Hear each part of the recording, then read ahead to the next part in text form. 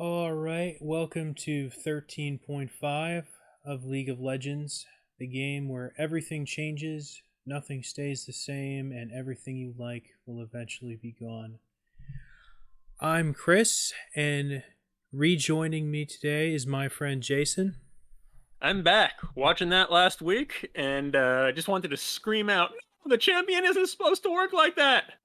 And what can I say, man? It was like a 2 week silence. So glad to be back. What champ are you referring to? I don't remember. Oh, okay. It's just going to be us this time, no Nate. Gave him a week off. All right, let's hop right into it. And before we get to the champion changes, the only gameplay change of significance before that is the changes to the dodge penalties. Now, God gave man the ability to dodge, and you should take full advantage of it. I personally think that dodging is a very important tool in the game. If you think you're going to start a game going uphill, you should always dodge. And that being said, even though they increase the penalty from your first and second dodge, it is still absolutely worth dodging twice a day. And that's what I would have said before these changes, because you can easily lose 20 plus for losing a game.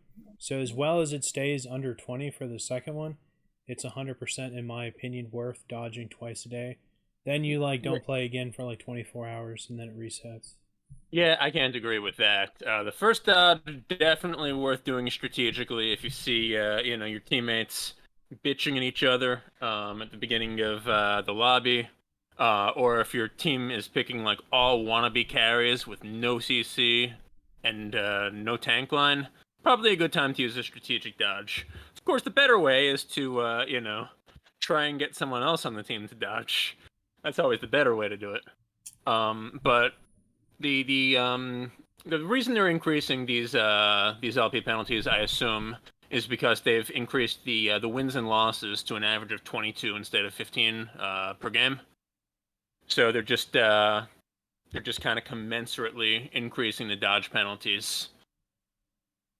The problem with that is that honestly, I don't think this was necessary. Like, if you have a team that's trolling you in champ select, or even one player that's trolling, and you're gonna have to basically do a 4v5. Like, I don't think you should be punished that much for having to dodge. Um, I think honestly, the first and second penalty should probably be 5 LP, and that would be fair. Now I have to disagree with Chrissy. The second dodge is absolutely not worth it. Unless you have like 3 people basically telling you they're going to troll, in which case they're probably going to dodge anyway, so wait until the final second.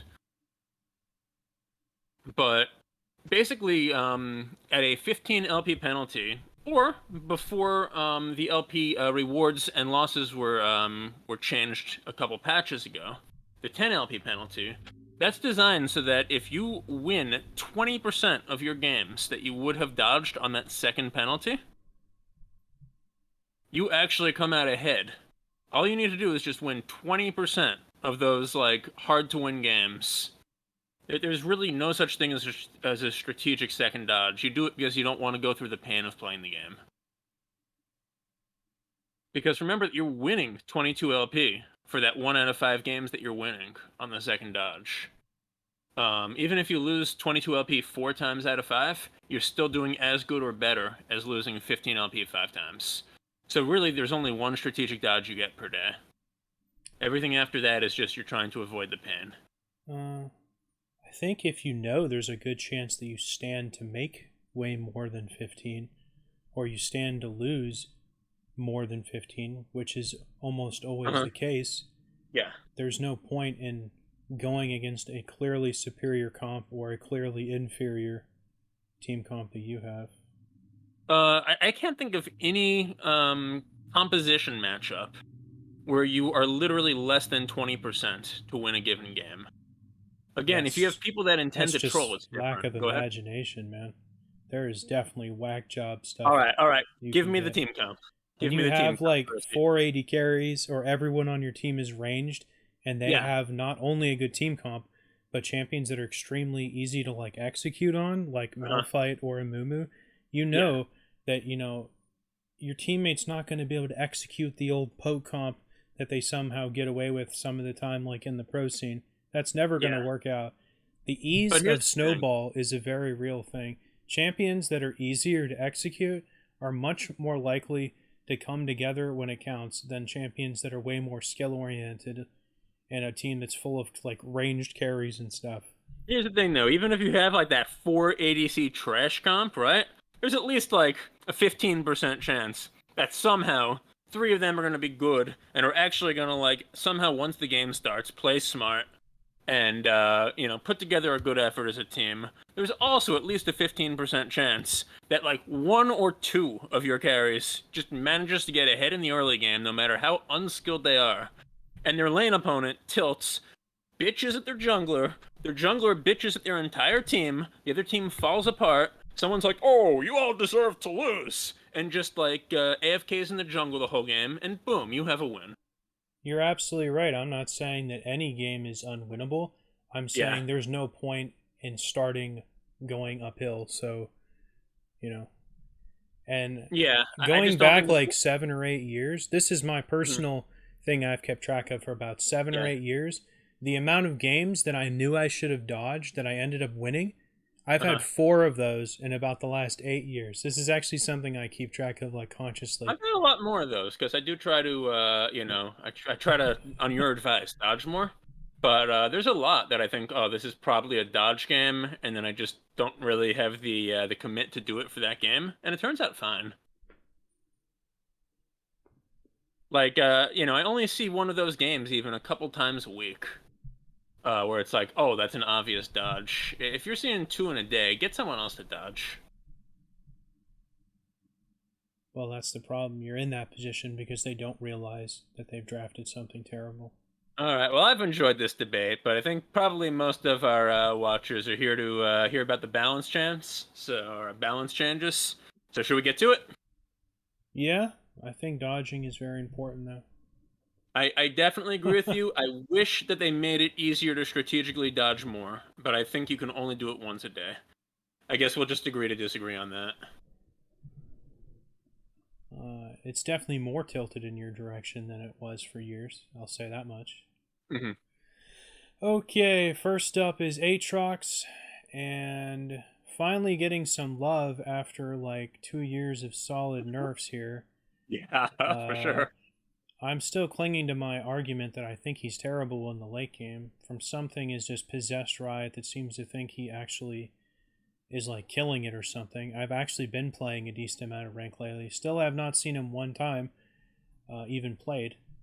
I think he's just god awful, and the problem is he hasn't lost any of its damage. The thing is, his DPS doesn't really get any higher.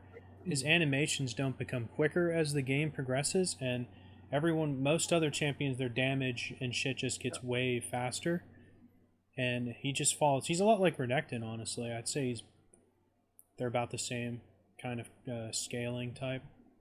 But yeah, this is definitely better. This is probably the best buff he could have gotten, because they don't know what to do with like the vamp he gets. They've screwed with that 25 times. Yeah, the animations that you're mentioning are an interesting point. I didn't really look at it from that point of view, but it's a point well taken. I think they could have given him a little bit of his vamp back. Obviously, the problem is with his design that back when he was made, and even once they got rid of his revive on his ult, back then there weren't as many just like cheesy ways to get a lot of shielding, healing, or general survival when your health gets low. And they've added more and more ways to do that in the game. Death's Dance, and more access to lifeline items for all different types of champs. And so the heavy amount of vamp that he got in the past, which wasn't really a problem back then when he was designed or for many years, has become a problem. And that's why they had to give him so many buffs in a row. Listen, I agree with you. It was overkill. And, obviously... Go on. His rework wasn't that long ago. It was a few years, I think, wasn't it? He was a completely different type of champion before his rework. Yeah, but that was years ago, was it not? It's only like 2 years ago. Yeah. I mean, they've added a lot of access I to think basically come back when you're at low health just through items and runes in the last few years. Anyway, yeah, I mean, it's nice to see him get some of these buffs, more attack damage, lower cooldown on the chains, and better slow. That's nice. I don't think that's going to help him out that much, but I also don't think he's as bad right now as you think he is. his just the animations on his Q should just scale with his level. I think if they were I like think that's a great idea, Chrissy. if they were twice as fast after he Yeah, was like 16 or 11 or yeah. something, he would be a much better champion. Or even just as he levels up the Q. They wouldn't even have to touch any of his numbers, and I think he would just perform way better late game. Yeah, I don't know. I think he's a champ that's probably due for a rework sometime soon. Another one, huh? Yeah, I don't think so. yeah. I don't think he makes it to 2026 without a rework. Jeez, Like a full-on Yumi level rework. that's so long. They're gonna rework half the champs in the game by then. You think so? I mean, they have talked about they want to do more of these like moderate scale like 2026, they'll be reworking liability Aurelion. They'll be reworking Aurelion Soul by then. rules. Well, we can talk more about him when we get to his nerfs. Okay, next up we got Ash, and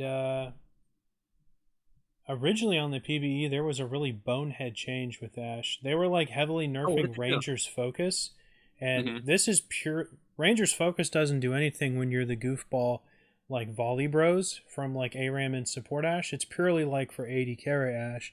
So nerfing it makes no sense because what's problematic right now is all the goof shit people are doing with like volley max and like max cooldown reduction stuff on her. And yeah, they were making it. I forgot what it was, but it was something that would have really hurt like Crit Ash. And now they ended up actually giving her a buff to Ranger's Focus, which is what I actually like to see.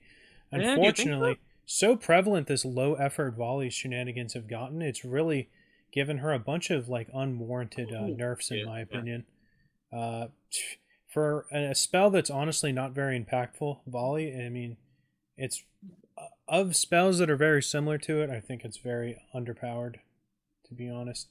I really It don't is, like but the nerf on her ultimate since she's kind of like a unique playmaking AD carry with that thing, and Ash doesn't really have a yeah. lot going for her in the modern era, so I don't really like any of the nerfs she's gotten. At the same time, I don't really want to incentivize the goof Ashes, so it's Yeah, tough. I mean, I don't mind a few goof ashes, but there have been so many goof ashes just playing support with just any AD carry everywhere in the last like couple of months. It's worth pointing out and by the way, like you were saying, this whole set is basically you can tell this is to make support Ash worse and ADC Ash better. The thing about the Enchanted Crystal Arrow is they're only increasing the cooldown at the earlier ranks, so at least the ADC that will have higher levels will not be punished as much by this nerf as the support that's going to be trying to struggle to keep up in levels. I had a question for you about volley. Do you think that's a skill that's just very core to her kit? You said you don't think it's real impactful. Do you think that should just be reworked? I think it's almost inconsequential the fact that it does damage. I think only the slow is basically what's useful about it. Do you The, think they should like the damage increase the is slow even and going take away back the like as long as I can remember, like 12, 13 years ago. The damage has always been pathetic. It was never like Graves's buckshot where if you do it in melee range you get hit by like 5 or something. It was always pretty right. much You it only was get hit always by like a one, utility special or ability but basically. it does also do your AD. I mean, if your AD is high, it's doing a lot of damage. Yeah, but the base numbers are some of the worst in the game. Yeah, the base numbers are shit, I mean, it's but not going to do Ezreal's Q, basically. right. Maybe if it did apply Um, on hit effects, that would be interesting. so you'd rather they take away even more damage from it, but then like give it a really good slow? I mean, she's already got the slow from the rest of her kit. I think she lacks, like, unpredictability. I wish it did work like Graves' new passive or Graves' old Q. That would be more interesting, give her more unpredictability. It's I interesting. wouldn't mind if it applied on hit effects. That would be interesting, Yeah. especially if it could everyone that got hit by it was applied by non-hit effect, not just something lame like the first champion hit got hit by like Bork or something, which is what they Yeah, probably would yeah. do. Yeah, that would be That'd be a cool interesting. idea. Yeah, that would be cool. That would be cool. Not that I think that she particularly needs buffs now, but if you were to kind of rework Volley, I think that's a good idea.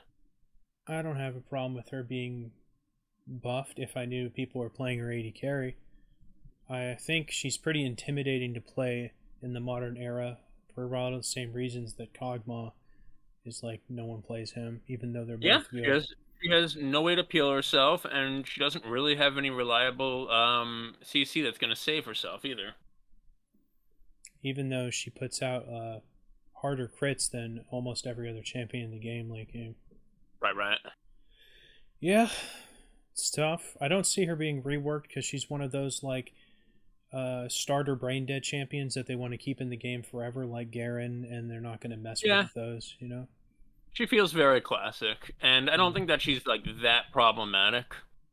Even with the goofball support, like I think it's the prevalence of it that's really the only problem. I don't mind seeing a few of them. All right, tell me about ASOL.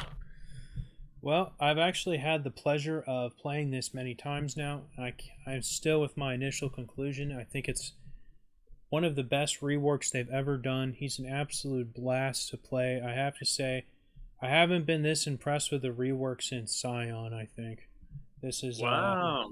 this is definitely, and when I say that, you have to compare it to what he was to what he is now. And I say that about Scion because if you know anything about Scion, you know he was next level goof retarded type of champion before his rework. Right, Just an right. absolute cheese lord with no direction and an ugly look. And he went from that to being basically the Arnold Schwarzenegger of League of Legends champions. You know, I mean, let's not go that far, right? he's pretty cool. Sion's still kind of ugly. I would never say that Yeah, about but Arnold's. I didn't say Arnold's handsome. I said he's ripped. All right, all right. So anyway, yeah. So you compare Aurelion Sol to what he was. Uh-huh. Personally, I don't think what he was before was problematic. I think they just didn't give him the buffs he needed and innovate on his old kit the way they should have. If it was up to me, I would have kept the old Aurelion Sol, and every like at like 6 and 11, he would have. If it was up to me, I think this would have helped him stay in the game. He would have gotten like a fourth and a fifth star, and the speed of his rotation would have gotten faster with like each point in his ultimate or something, because his DPS was just pathetic, and supposedly his DPS is supposed to be like the good thing that's good about him. And I would have brought the W back to being a toggle so it doesn't keep turning off and on. I think if they made those changes and just increased his little numbers along the way too, I think he could have stayed as his old self.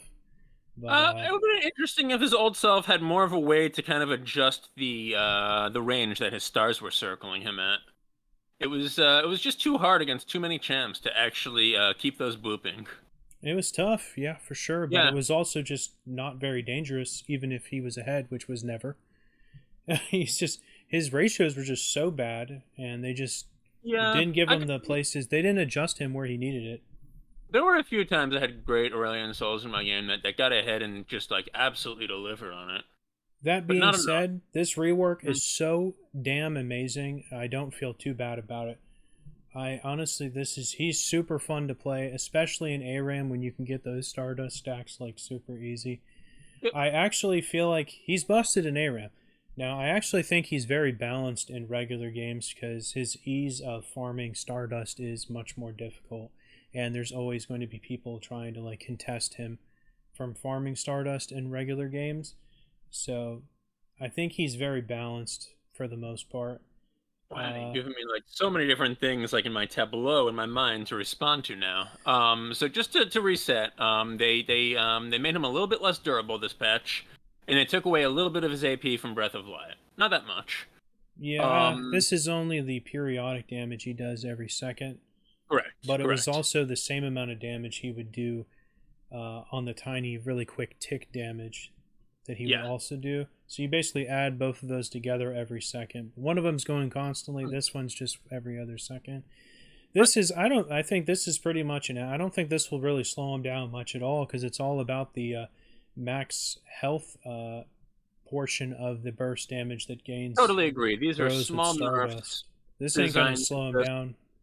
Yeah, these are small nerfs designed to just basically like take him down a half notch from where he is because he's probably a little bit too strong on the win rate. It would be my guess. Um, God, there's so many different things. I'm trying to like juggle them in my head. Aurelion Sol definitely, like you said, you can often contest his attempts to get stacks if you're like somebody who can dive him. The other way to play against him, if you're playing a champ like Xerath or Morgana or something like that in the mid lane, is basically just don't let him hit you. You know, keep the wave pushed enough so that he can't really roam and get stacks elsewhere, and basically just don't interact with him that much either. Because I've noticed that if he can't get those stacks, even if he has a kill or two or pretty good farm, he's not going to be a terror in the late game. In addition to that, if you have like a teammate, and I've had a few of these that kind of play Aurelion Sol like a KDA player, right? They're not going to like go ham. They're not going to take a lot of things that they can't definitely win or get out of without dying. They'll kind of abandon their teammates to die instead. They're going to be pretty useless all game, honestly. Like Aurelion Sol, the way that the stacking mechanic works is really designed to reward almost stupidity in terms of just going in and taking bad trades even.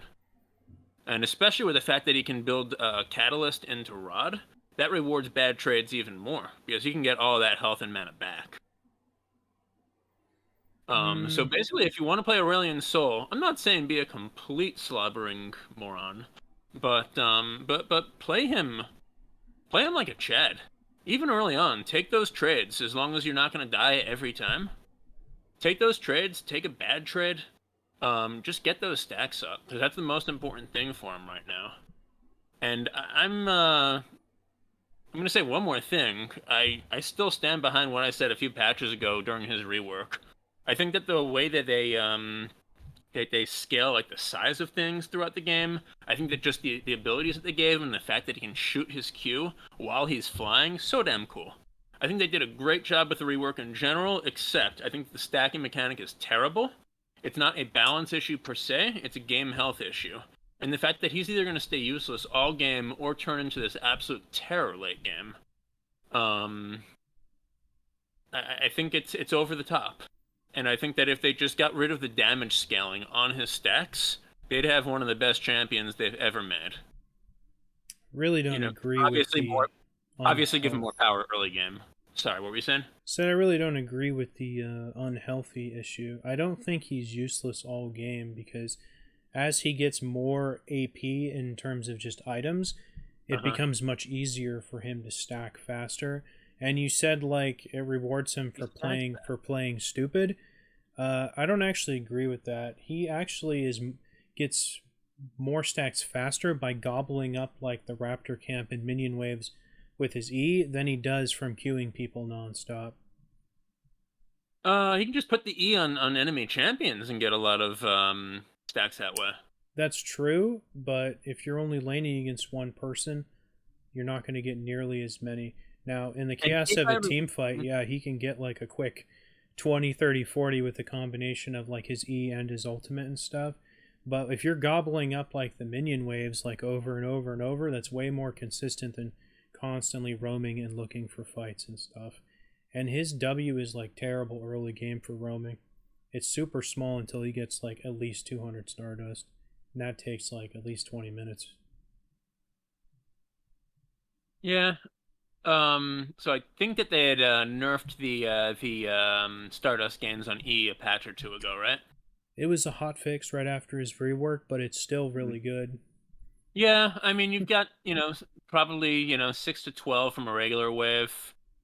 You get those Raptors every time. 3 to 6 on top of that, yeah, for a big whiff, for a cannon whiff. That's not bad. You're right. But I still think that in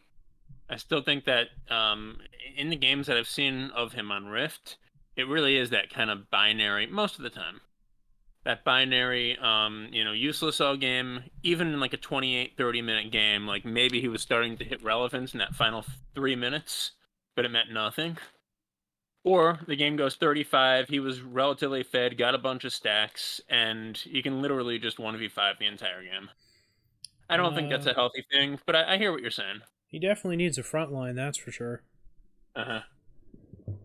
But when he has 4,200 health, when he's fed, he can be the front line too. I Yeah, mean, I don't who's really gonna get in think. range to kill him, right? You get in range, he looks at you, you die. I think building AP Bruiser, I think, was legit with the old Aurelion Soul. I don't Hmm. think this one needs like Rod or Everfrost or He Demonic always builds Embrace Rod. or anything. He always builds Rod, I don't think you need to. and he Doesn't usually builds Seraphs too. You can build any of the other mythics that give mana. You need Seraphs for sure. Yeah. No doubt about that. But I don't think he needs to build Rod of Ages. Um, I'm Doesn't not give saying he him needs to. It's doesn't give just him as much damage as the it other really ones. seems like it's the best thing for him. But also, it's not just the damage. It's not just the brute tankiness. It's also the ability to take those poor trades early to stack. That's actually a big part of Rod. The fact that it builds from Catalyst. Yeah, I think he's so potent with Stardust. I don't really think his build matters a hell of a lot, to be honest. All right. Well, I'm looking forward to hearing about a crazy Chrissy build. Next batch, you tell me what type of like ridiculous build you made Um, work for me. All right. I did try Rod a couple times, but I just like Ludens because Ludens gives Magic Pen and percentage health damage is very potent with extra Ah, magic penetration. I So think you heard me wrong. You thought I said I want you to tell me about a slightly off meta build. No, I want to hear about a crazy Chrissy build next patch. well, it doesn't make sense getting things that don't give AP on them. I don't know I how want to hear about crazy like Night Harvester ASOL or something. Night Harvester. No, that's Yeah. just retarded. That I think that item is super overrated. I don't know why so many people buy it. Doesn't give mana and it doesn't give magic pen. I don't Right. really understand it. Well, And probably for the same. Ludens does pretty much the same thing, but you get both. Yeah, Whatever. And they I think a both lot of people, a lot of Timmies out there just like the stacking mechanics on it. the stacking. They Yeah. both give magic damage on ability casts. No, no, So no. The amount of magic damage on Harvester stacks based on the number of times you've procced it. what? Does it not? What the hell? No. Are you like All right, joking? move on to the next champion. I'm gonna look this up. Yeah, you do that, dude. That would be like AP Heartsteel or something. If they added that into the game, it went over my head. Situation extending on subsequent triggers. Nope, I'm an idiot. It does not stack. I thought it did the same thing as Dark Harvest. If it did that, then I'd be understanding why people would take that, because then it would be like a long-term investment. That's why I thought people were taking Huh. it the whole time. I mean, even like occasionally I take it. I'm like, oh, if I can proc this a bunch of times, I can get a lot of damage late game. Nope, I'm just standing there looking like an idiot.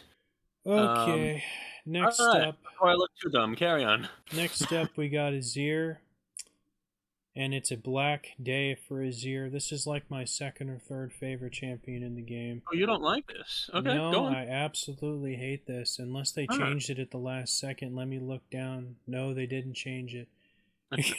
Okay, so here's the thing. Azir basically plays like an AD carry that does magic damage. A lot like Corki, but even more than him. He probably does the most Uh, consistent magic damage in the game, aside from maybe Cassiopeia or I was Rise. gonna say Cass, yeah. Now, all of these base things, pretty much inconsequential. The attack speed growth is probably the only one of consequence, to be honest. Oh, and the 'Cause general attack speed ratio. that'll barely make up for the argument I'm about to make. I'm listening. Okay, now this huge thing of his passive, also meaningless. It's a huge buff, but it is such a niche ability that it's pretty much like, I guess people respect it more, but Uh huh. I don't know. It is a huge buff to his passive, but it's the most worthless part of his kit that comes in play the least amount. So No, I think I that's a complete afterthought or waste of. I agree with that, but with that I do want to say I think all of these changes make sense and are in the right direction. Like Oh not boy. only does the turret matter a little bit more, but But just if you look at any individual change, the fact that like it gets more health and therefore more tankiness, but then its magic resist goes down by a lot if he's not near it. Um, you know, the fact that the armor and the magic resist are equal now, at least while he's near it. I mean, these are all just like good common sense changes that I'm happy that they made. I agree with you. This is the most unimpactful part of his kit. Let me continue my rant. Okay. Let me continue. Okay, now we get to his Q, Conquering Sands. This is still a meaningless. I'd say everything is meaningless so far because none of this really changes how he plays. And the fact that his Q doesn't do a lot of damage doesn't matter that much because it's merely a tool to reposition his soldiers. The fact that it's always done pathetic amount of damage, so it doesn't matter that this got nerfed a little in its base damage or it got buffed a little in its ratio or they dicked with the mana cost, whatever. None of that's a really big deal. He doesn't go out of mana that easy or whatever. Now, this is what I really want to talk about, is this nerf on his W Arise and how he lost 55 to potentially 110% bonus attack speed. This was a built-in steroid he got for free, basically.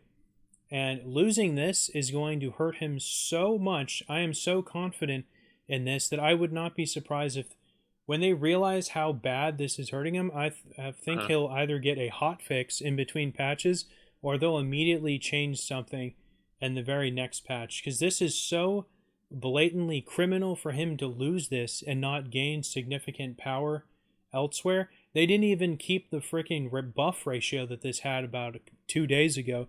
They did increase the AP ratio on Arise from 55 back to 60. It was 60 for several years. Then they dropped it to 55. They were going to put it back to 60. They didn't even commit to that. Now, what did he get to compensate for this? We got some fancy wordplay here, but it basically amounts to jack shit. So they gave him a base damage, but if you if you read between the lines, I actually didn't understand these 2 lines. Okay, basically, the way his W worked, it scaled with a flat amount plus the AP ratio per level. So they nerfed the flat amount to 0 to a new amount, and then gave them a base amount that was equal to the same scaling amount that he had before. So basically, they hoped you were. I'm sorry. Basically, what? Let me ask: are both of these lines the amount of damage that these soldiers do on the auto attacks? Yes. Okay. I have. This is one of the most stupid changes I have ever seen in ever looking at patch notes. I can only imagine they thought people would be too dumb to actually notice not only how bad it was for him to lose this steroid, but for how underhandedly stupid and intellectually dishonest that this change is for them to give him the same amount, but as a base amount that he started with. And it gets actually worse from there. Let's mouse over the part where it says 50 to 150, but based on level. I mean, my bad. Mouse over the part that says 0 to 110 based on level. Now, see where it goes to 50 now. Now it's level 14. So if you were thinking, oh well, maybe the new formula they chose to change this to would synergize more with the base numbers. No, you're absolutely wrong. If you look at this formula, it goes up by a snail's pace until he hits like 14, where it would be at the old level 1 value. So he got ultra mega dicked over. And one reason for this, I can't believe they didn't substitute. They didn't give him power elsewhere to compensate for this. And no, the passive doesn't count.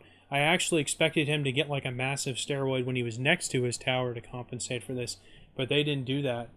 The big thing about this is most people, because he has this huge attack speed steroid, run things like Airy, Comet, and Electrocute in lane to be more dominant in the laning phase. And so without this, now he's going to be forced into lethal tempo. Now Ira is already using that because all he does is auto attack, so I figure why not auto attack more? But most people take those other things so he's dominant in the laning phase, which he really isn't without one of those 3 abilities. And this gave so much attack speed that he didn't even have to build Nashor's Tooth if he didn't want to.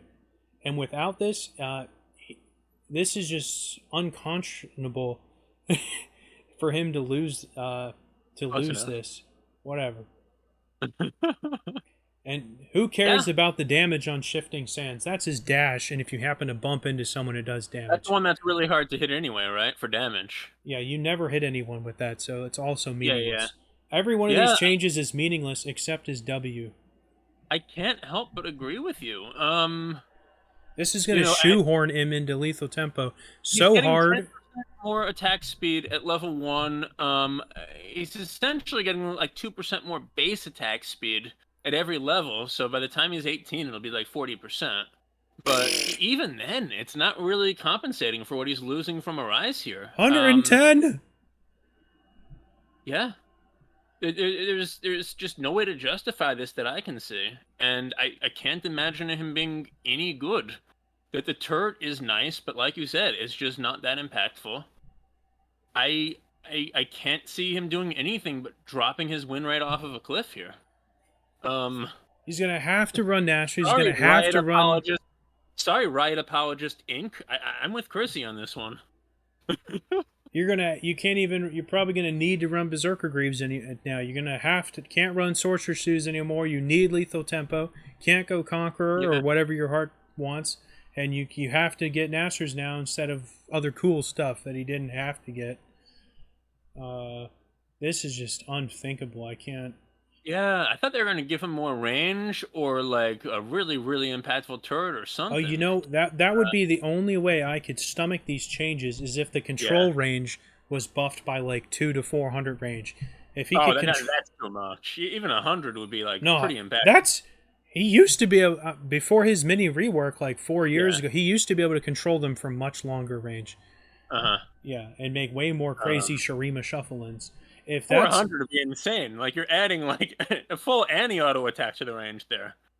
Like he could be behind one turret and he'd almost be able to hit people at the next turret. Well, that is like the shuffling of power he would have needed to compensate this bad of a nerf. I'm telling you. It's not that much, I'm telling you, but like it's hard to argue with you because it's not that much. What I'm saying is that it wouldn't need 400. It's not. It wouldn't require that much. But 200 would be busted. Yeah, it's hard to. That's what I'm saying. I'm saying 400 would be necessary to counteract this insane nerf. Nah. But anyway, yeah. Like I can't see his win rate hovering much over 40 after this, unless we're just both missing something. And you're basically like an Azir fan that I can't imagine you missing anything. The only thing I did mention is because they shifted it into ranks instead of levels, you're going to be forced to actually max this second. And this was the ability you max last because there actually wasn't much of a point into maxing this even second. Sure, this was based on your level. Yeah. But yeah, that's a good point. Like there's definitely justification for maxing this second now. This is so bad they almost make you max it. Just like you almost have to max this first now, and that's not a good thing.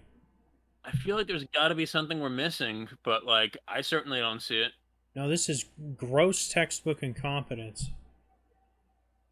You would think like when it was winning like 28% on the PBE, they would have changed something, right? Like, there's got to be something we're missing. I don't know, man. That's why I swear there's no way that this will stand. All right, we're finally done with the A champions. We're making a good pace here. Okay, well, that was my most passionate change this patch. It's always good to hear some fire from you. Okay, next up we got Caitlyn. Small nerf. Don't like it. She's not quite a hyper carry. She's not quite a caster like Lucian or something. And she's supposed to be like really. She is an early game player. She's supposed to be lane dominant. That's her whole shtick. So I don't like this. I do like this. I think she's been a little bit too good, and I think this is a perfect change. Just a tiny little nerf. It's not just lane dominance, which she tends to be because of her range. It's also the sieging potential. And the fact that they recently buffed the gold that you get from turret plating just made her siege even better or more valuable than it used to be. Yeah, her siege potential is really good. She eventually just, harasses you down, takes your turret, roams to mid, takes that turret, and snowballs the game. If she's good. I don't think she's like way off the charts or anything, but a little nerf is appropriate. And that's exactly what she got. You can keep playing Caitlyn if you like Yeah. her. That being said, she has gotten a bunch of buffs over the last like 6 months. Yeah, yeah. And I did want to talk real quick just about the Dr. Mundo bug fix, since this one is more impactful than most. There's no longer any delay on gaining his base health. So if you're trying to like spike him down right away, maybe it was going to work in the past. It's going to be a little bit harder now. Oh. Yeah, I don't think he's in good shape either, but Yeah, I won't go actually on agree the with that tirade with that. We've argued about him many times. for sure. I'm actually coming around a little bit more on your point of view there. Well, thank you. You're welcome. Okay, next up we got Fizz, and any buff to this guy is borderline criminal. So let's see what we have here. I'm not against the mana stuff since he does have difficulties in the laning phase, farming, and Yeah. clearing waves and stuff. That's why the goofers have. That's why we all have to max the E now. We learned a long time ago we have to max the E. hmm That being said, this was already a really potent ability.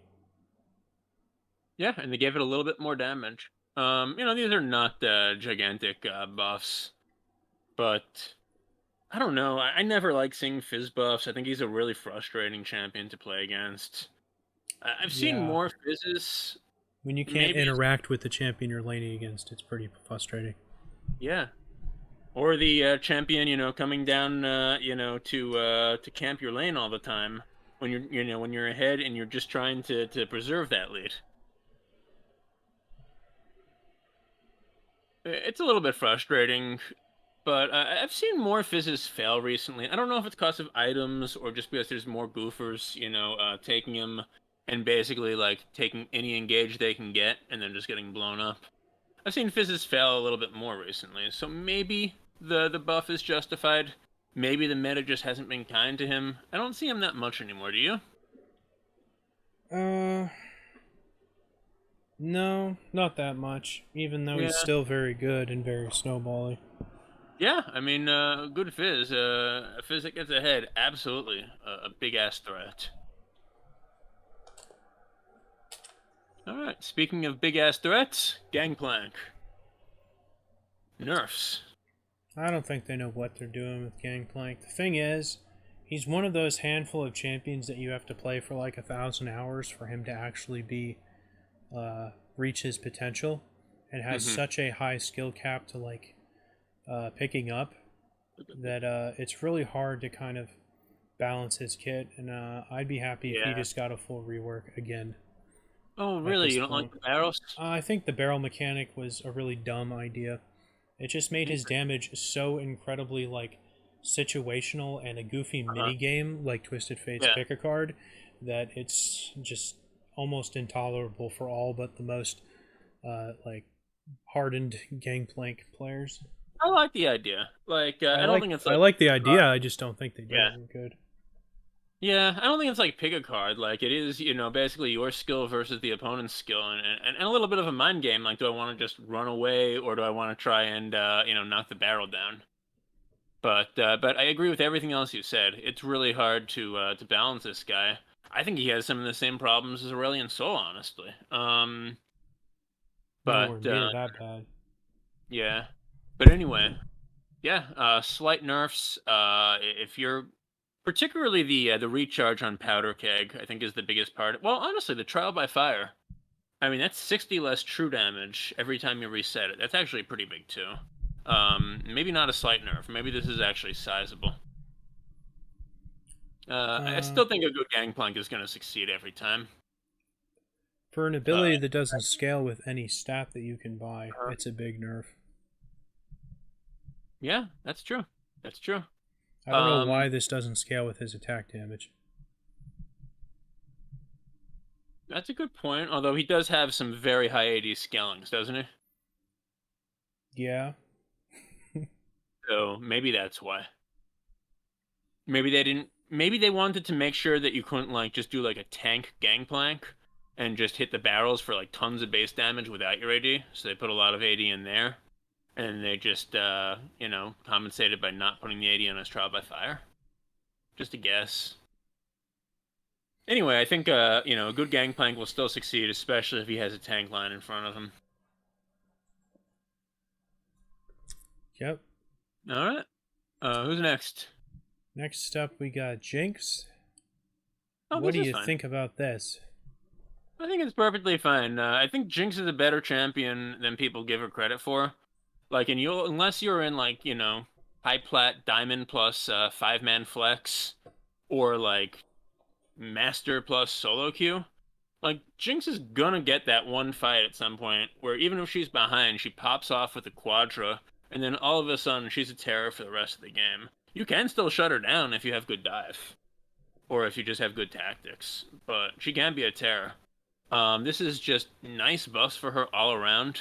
Probably of note is the Super Mega Death Rocket. She can now once again outsmite your smite if she times it perfectly. I think that's pretty cool. And yeah, just more attack speed and a better zap is just going to be good for every Jinx player out there. What do you think, Chrissy? Well, similar to Ash's ultimate, her ultimate can't hit monsters. You have to hit a champion next to Right. to hit the dragon or the baron. Right, but there's always going to be a champion next to the dragon or the baron. It's a pretty damn big hitbox. Mm-hmm. Yeah, I think she's very snowbally. I don't mind her getting buffs because she has to work pretty hard to Yeah, play her. I mean, like a lot of the other She's not like Vayne. you think Vayne just sucks, or you think Vayne you don't have to work hard on her? I think her W is so insanely broken that you can build anything and do anything and still be a terror, even if you did terrible in the laning phase. Well, you're a tank lover, so you would say that because she's a tank shredder. But No, I think max health true damage, and she always gets Ginsu's, which makes it even yeah. more busted. Is just an unhealthy thing to have in the game with how easy she can dish it out. Most of the good ADCs that I duo with, basically think Vayne's in a terrible spot right now. Her laning phase has always been bad, but that doesn't Uh-huh. matter because she scales so redonkulously well. She does scale well, yeah. Yeah, Jinx, I think is just like, there's so many disorganized games in League that there's always going to be that fight that she just pops off in. And, you kept her down all game, and all of a sudden she's now the most powerful person on the Rift. So, I'm not all in on that as you are. I think if she has a pretty bad early game, I do think she has more trouble coming back. And I think just having like one team fight where she triggers her passive a bunch of times doesn't necessarily mean she's going to be broken for the rest of the game. I guess it depends on whether she gets those kills or not. On how much it actually helps her out. Well, she only needs an assist to get that the speed up. No. To get the passive, she only needs the takedown. But to actually get her back in the game from behind, she needs those kills. She needs the gold. But because she's attacking so fast, and she's the one who's generally been able to chase people down by running at them real fast and then zap. If she gets those kills, like she's right back in the game. I guess that's the point I was making. Versus if somebody else is taking those kills on that good fight, then like you said, she's not back in the game. Fair. I think she's very snowbally though. Yeah, for sure. But that's pretty much true of all the AD carries. I think she was a season 3 champ, right? That sounds about right. 2 or 3. Yeah, I think like season 3, like Thresh, Zed, Jinx, like they really came up with a lot of good champs that year.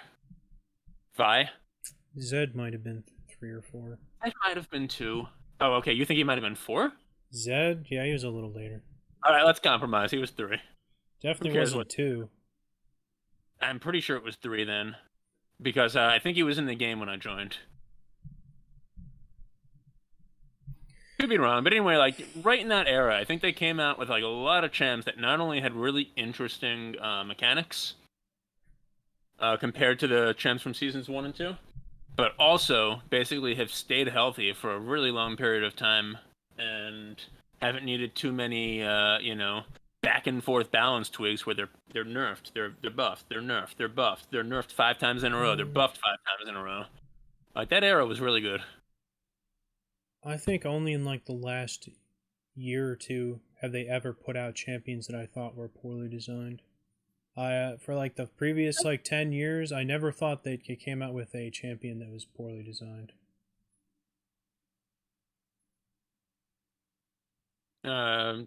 Seraphine going back a few years. When was Rel? Was Rel in the last 2 years? Probably. I think Rel sucks. Trying to think of like other champs that were problematic. Akshan, I think, was a few years ago, right? I think Seraphine's perfect. Okay. I think Renata's terrible. Mm-hmm. I think. Do you like Akshan? I think he's a problem. I think he has things that are strong, like Renata, but I think otherwise he's terrible too. Yeah, I think he goes back a few years. Not to mention, I feel like they just started with Vayne's model and then just modded it because he looks like he has the same model as Vayne. He has a very ugly model. I swear to God, they just started with Vayne's model and then they modded it. Yeah, I'm trying to think back, like season 5, 6, 7. Did they come up with champs that were like dumb? Not too many of them. You think like Aatrox, right? That's a champ that was really problematic, but still really cool. Yeah. So, Kalista. I'm just looking at the patch notes. Kalista, definitely a champion that they shouldn't have ever made. I personally, she's one of my least favorite champions, but that doesn't mean that I think she's bad. But I think she's almost. I think she's just different. I think she's a lot like Twitch. She's like a really cheesy champion. Horribly designed, but I think she is the exception that proves your rule. What does that mean? I think that like the fact that like I had to think of one, I'm like, I got one, Kalista, like proves that for the last like 10 years at least, before like the last year or two, I can't really think of any champs that were just bad design. That's what I mean. Yeah. Like I think you're right in general, and I think there's probably one or two that I can point to, like Kalista, that were just completely bad concepts. Oldest one I think sucked is probably Ivern. Yeah, well, not too many people are going to disagree about that one. Okay, next up we got Kennen, and we got some pretty juicy buffs for Kennen. Like I said the last time he got a change, I think they're going to rework him within the next 2 years. And you like bet me a pizza or something that he wouldn't get reworked within like the next 2 years or something, but I just think his damage is just way too consistent, and that's the one thing they can't have in this game. He's just, even though he's not very popular, he is extremely effective, and his damage is just way too easy to land everything and pop people and stuff. I really don't see him maintaining this kit for the long term. And this buff to his Q is redonkulous. It already hits like a truck. Yeah, I think that the fact that he's getting buffed here basically, shows how wrong you are about what his balance and his power actually are. Not necessarily. Because I've noticed many times that just before champions were going to get reworked or thought to be reworked, they were heavily like buffed to like one last chance kind of thing. Well, yeah, because like he's weak. He's not very good. And you're saying like his damage is too easy to get off, and to pop people it's too easy. It's not. Like you're absolutely crazy, dude.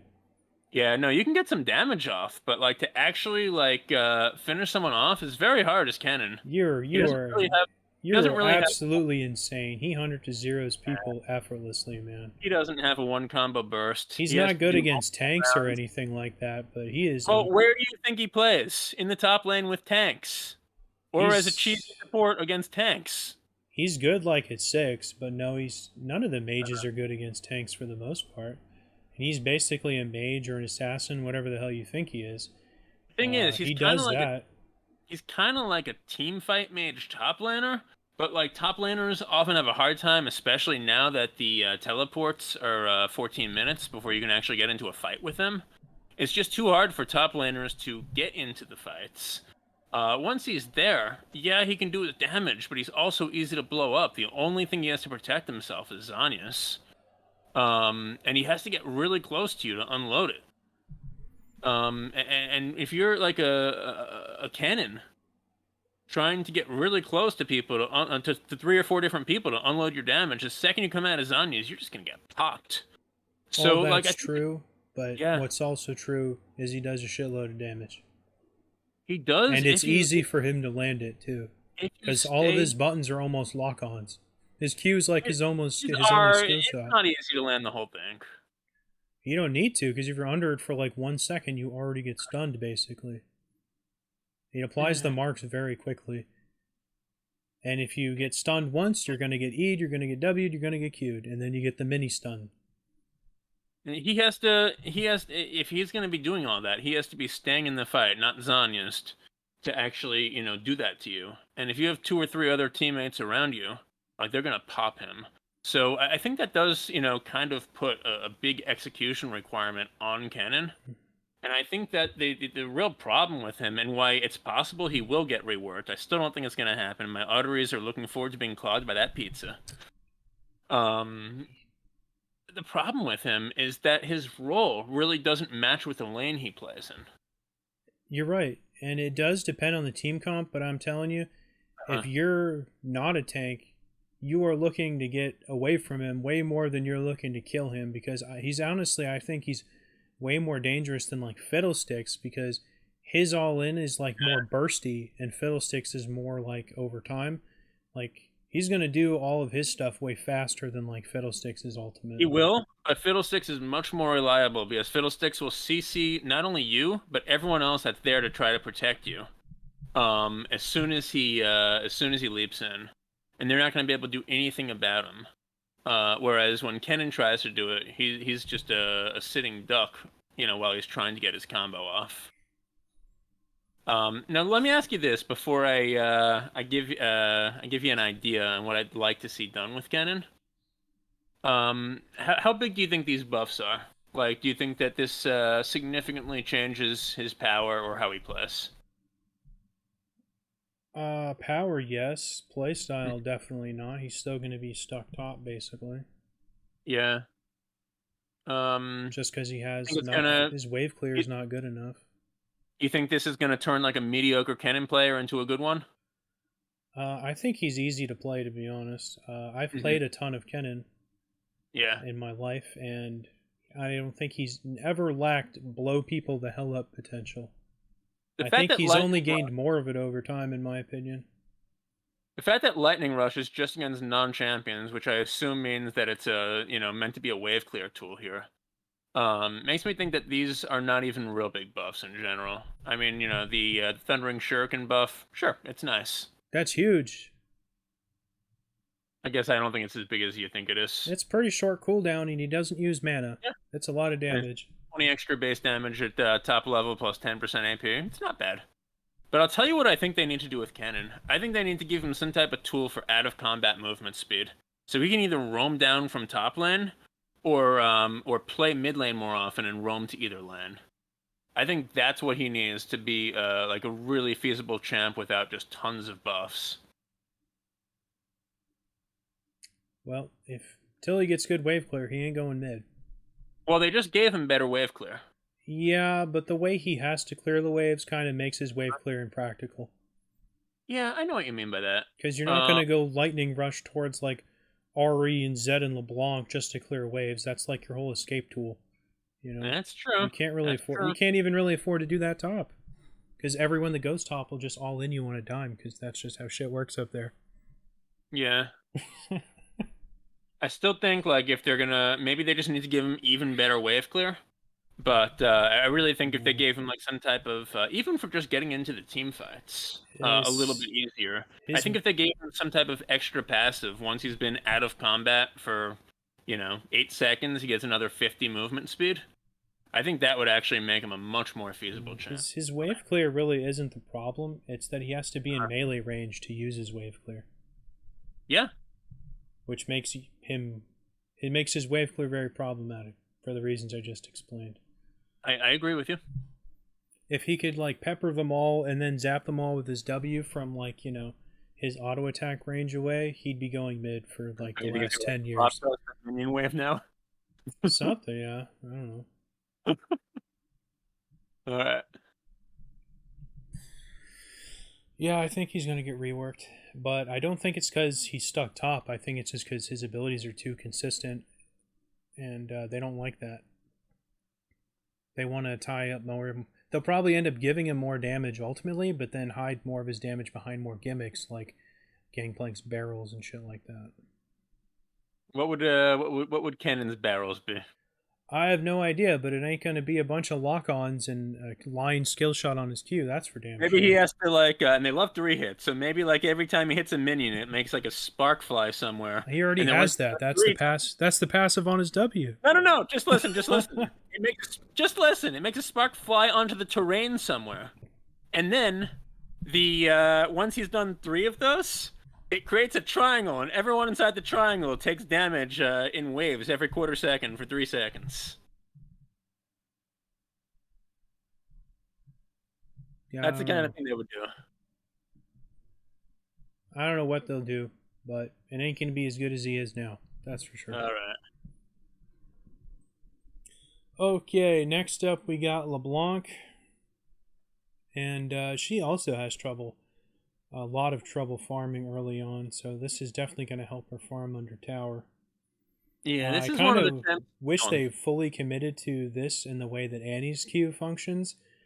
Only refunding some of the cooldown isn't really going to be good enough. If it worked like Annie's Q, where it just straight up refunds like half the cooldown no matter what rank it's at, I think this would be way better.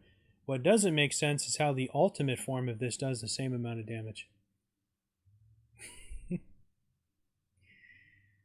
Yeah. Well, it does.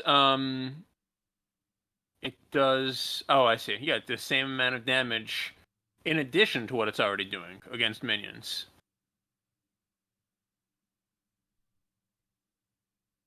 It still does the damage it was doing before, but it now also does an extra 10 to 150 bonus damage against minions. Yeah, I know. Okay. So what's your problem with it?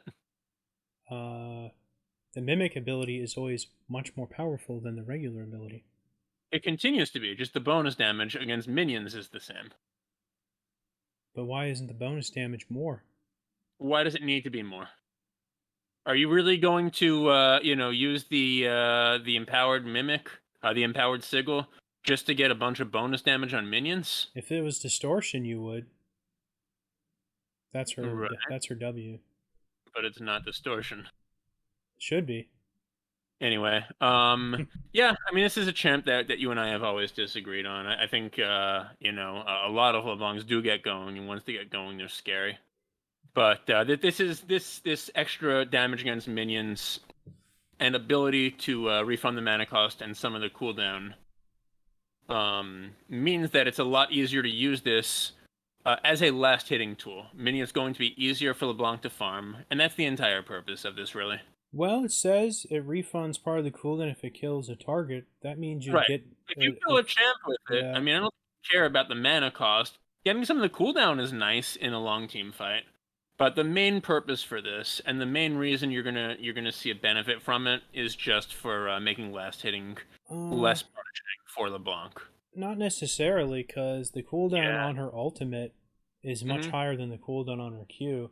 So if you last hit someone with her mimic Q, it's definitely noteworthy. Oh, do you think that they're refunding the cooldown on her ultimate if you kill a target? That's what it says. No, I think they're talking about it refunds the cooldown on the Sigil of Malice, is what I think they mean here. Well, if that was the case, why would it say it on both? Because they're considered two different spells. This is how they always do it when there's an empowered ability. Just like the way that they, on an Ornn item, they always show the same change on the Ornn upgrade. No, I think it affects her ultimate. I'm almost sure it doesn't. I'm going to look at the official league patch to see if it says so. 30% ain't that crazy. It's her ultimate has like a pretty high cooldown early Oh, on. okay. So here's their summary of it. Q now refunds 100% of mana and 30% of cooldown upon killing a unit. Now deals bonus damage to minions. R bonus damage to minions is replicated on RQ cast. It is absolutely not reducing her cooldown on the ultimate. Well, based on what you just read, it didn't say it didn't do that. They're saying the Q is what refunds the Q is what gets its refund cooled down. Then they say the change to the R is simply the bonus damage is replicated on RQ, not the cooldown reduction or the mana refund. That's not what you read. So you can't say 100% sure that it doesn't reduce the cooldown on her ultimate. I agree with you. It wouldn't even be that crazy of a buff if that's how it worked. In addition to that, yeah, I kind of agree with you. It'd be cool if they did that. In addition to that, I'm looking at the actual changes to the skills now. It says very clearly, Q gets its mana and cooldown refunded. R only deals the damage. It's saying so very clearly here. I'll look at it after. Okay. Okay, next up, we've got Pantheon, another champ that you don't see a lot. No, not anymore. He's very feast or famine. I feel like when he first got reworked, he got hit with a ton of Q nerfs that made it so it was like impossible for him to like wave clear with his Q because his Q is too good at clearing waves. Then they nerfed it 77,000 times, and now it's absolute garbage at clearing waves. Yeah, man. I remember that. Otherwise, I think he's pretty good. You actually see him more on support than anything. And he is a Omega Cheese Lord support, that's for sure. He's a Cheese Lord support. You just have to like know to keep your distance, especially at those early levels. And if you do that, really by the time you get 6, you will win every fight against a Panthlane if you haven't given up kills. Yep. But I guess that's how the Cheese Lord supports work, right? You got to get those kills early. It's all about that low effort. These are nice buffs. I hate seeing Pantheons on my team, especially when they're Pantheons mid. It's like I look up, and all of a sudden, it's like the Pantheon is 1, 6, and 2. It's like, wait a minute, how did that happen? And you know, they can't really do that much besides just protect themselves for a couple seconds. You know, if they get behind, you know, they're going to try to make something happen by using their man drop, but then the other team's going to be like, did someone just order 300 gold? And then all they'll do is just like steal 1 kill from your team so that they can reset their gold the next time they man drop and give away another kill. Yeah, it's a bummer you never see him because he got an extremely awesome rework too. Yeah, it just seems like you know, particularly Pantheon mid, but Pantheons in general I've seen failing so much recently. And that's why I guess I'm happy I haven't seen them much. But yeah, I'd like to see him be brought back. He's a fun champ. He's infinitely better than the old Pantheon, but the old Pantheon was extremely feast or famine, and this one is extremely feast or famine too. Well, part of the problem with the old Pantheon was that he was just a terror, feast or famine. He was a terror early, and he was useless late. Now he actually, you know, can be good or bad early and good or bad late, you know, depending on how well he's played. Yep. I like that. I thought they did a good job with his rework. Nice little buffs here. I don't think it's really going to bring him back into the meta. Nope. And I'm still right about that LeBlanc R. You don't know that 100%. We could bet a pizza if you want. It's not pizza worthy. Kennen and Antonio Brown playing next season are pizza worthy. Well, one of the two of those may happen. I'm just saying the way it's worded, you cannot 100% say that it doesn't work like that. It wouldn't be the first thing Riot screwed up. I would bet like anything I have except my family's lives on that. That's pretty damn confident for something so dumb. I know. Okay, next I would up. do it. I would do it against your pizza.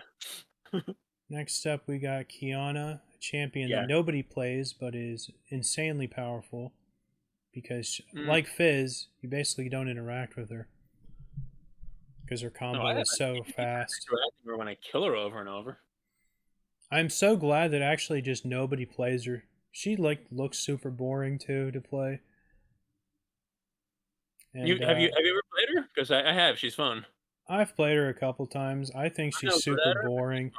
Really? honestly. I think her kid is just like so uninteractable that she's just not very fun champion to Well, she's play not or as flashy as like a Nasus, but anyway. She yeah. getting buffed, and this is her W, I believe, that allows her to like steal the mountains, the rivers, and the bushes. Oh no, it's her Hmm. Q. Yeah, the one that lets her toss out different things from her disc or whatever based on the elements she jacks. And I believe this one, I don't. This is probably one of the only champions I don't even know which ability this is. This is just the dash. Yeah, Yeah. yeah. Damage. And like, yeah, I think these are nice buffs. I don't think they're gonna bring her back into the meta. I think the problem she's having, particularly in the tank meta where tanks can do a little more damage, is that she just has a hard time kind of running through the enemy front line to the enemy back line unless she gets a really good angle in. She And gets there though. You're done. oh yeah. If she's fed and she gets there, you're done. Unless you have, a good CC support or someone on your team. In which case, you're not done, she's done. Show me like a Janna or a Lulu or something like that, protecting a good mage or an ADC on the back line, they're going to be able to blow Kiana up. I don't Yeah, know. she too much. Her kid Mhm. is so fast and so It is. uninteractable that a lot of times it doesn't even matter if someone's helping you. Not that uninteractable. The only time you can interact with her is when she blows her damage essentially, or her CC, sorry, on using the grass field. Well, if she gets the knockup, she gets you with everything, and if she gets you with the root, she gets you with everything. Yeah. Well, the root again, it's only if you don't have good peel on the back line. But yeah, she can be scary if she gets there. I think the problem is like not only does she have a hard time running through those tanks, but if she tries to, or if she tries to go after them, they just 1v1 her. Like she actually dies to to a Malphite or Dr. Mundo or something like that if she's trying to get either through them or to fight them. And so she really has to find a good opening on the back line to a carry without peel in order to do her thing. And if she can do that, she's good. But she just has a hard time. So I think these buffs are nice. We were talking about bad champion design. I'd rather pick up Ivern than play this champion. Wow, seriously? Yeah. I actually don't think she's badly designed. I think she has a terrible look. I think she just looks goofy. I think her Hmm. abilities are just super boring. Not that I don't mind what they were trying to go for. I just feel like they didn't really do it well enough. She feels kind of like a lower effort Talon, kind of. And Talon's almost as low effort as it gets for the assassins. Sure. Point and laugh at the queen that just wants to use a hula hoop. Yeah, like we were saying, the last 2 years I think has heralded the coming of the goof-looking champs, as they've tried to make an ever-increasing cast of like goof lords that they think will have the largest appeal. Well, I think that they've realized that the kind of the community has shifted more and more to the kind of like anime loving community.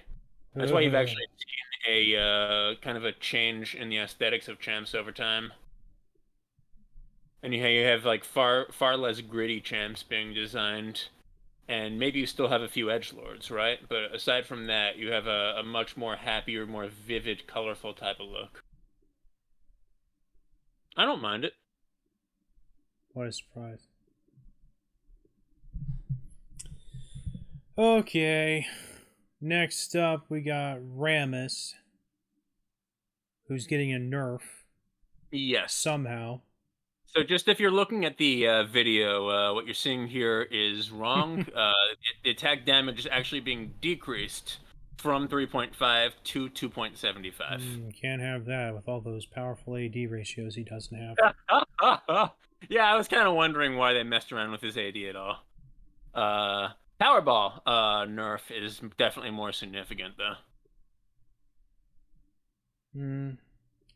It's not very significant, but it's just criminal he would lose any damage at all. You can't max this first. You're basically forced to max his taunt first, or you don't have any like presence in the laning phase when you come to gank. So, and you might not even max this second because resistances are just so redonkulously potent on his W. So yeah, it's a good thing it already does 100 at level 1. You would max this after Bulkro? Well, you don't get any faster with points in this. It only gets more damage. I see. So yeah, that makes sense then. So yeah, I guess it's a pretty small nerf then, but just sucks to be Rammus, I guess. I like this guy as a champ a lot. Like I do think he's average to good, and you know, small nerfs are reasonable, but it's sad to see them because you always like having this guy on your team. Yeah, I think they should revert the nerf on his taunt duration. It's basically his whole reason for being is his obnoxious taunt. Yeah. So I think they should put it back to 3.5 seconds. I think it's 2.5 or 3 or 2.25 or something now. I mean, 3.5 seconds is absolutely freaking ridiculous, but I would like it if he got more, if he just got even more defense, honestly, in lieu of more taunt. Yeah, I would be fine with both.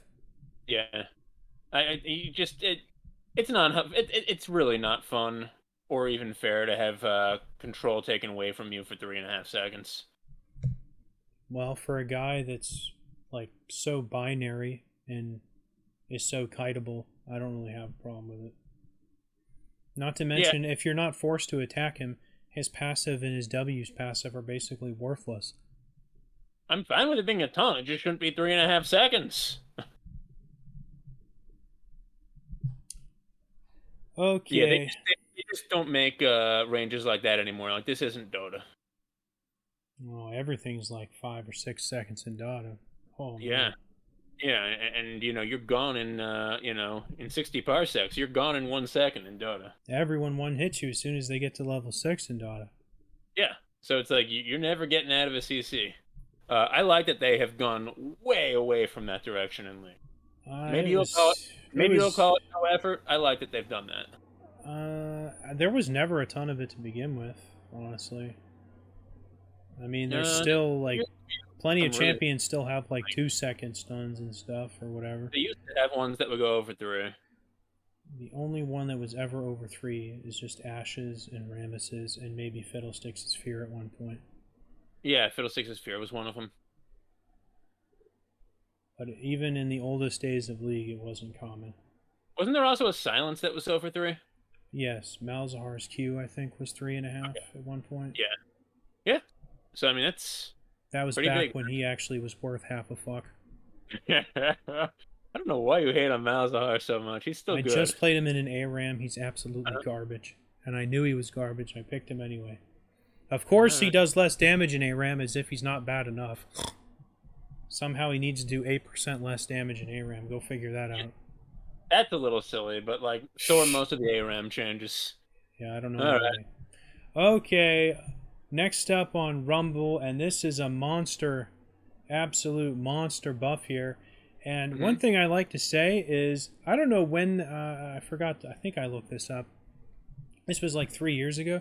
I don't remember them even, that this ability actually reduced your MR when you got hit by it until I read this change. And I'm like, huh? When did they put that in the game? And it was like in season like 8 or 9 or 10 or something. Anyway, so I guess that is super cool that he does that. I didn't even know that. But the fact that this is just getting this is just insane how much this is getting buffed. This is like more powerful than Void Staff. In the tank meta, and honestly, in the last couple of years, with having a few more items that do provide that MR, being able to carve through, ideally, if you're in the danger zone, over half of it As long as your electric harpoon is maxed, which of course it's gonna be. What the hell was that?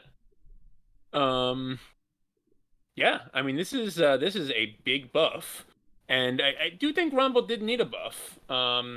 He's in a little bit of a rough spot where if you're good, you can definitely have a lot of impact with your ult, but otherwise there's not really a lot that he does that well.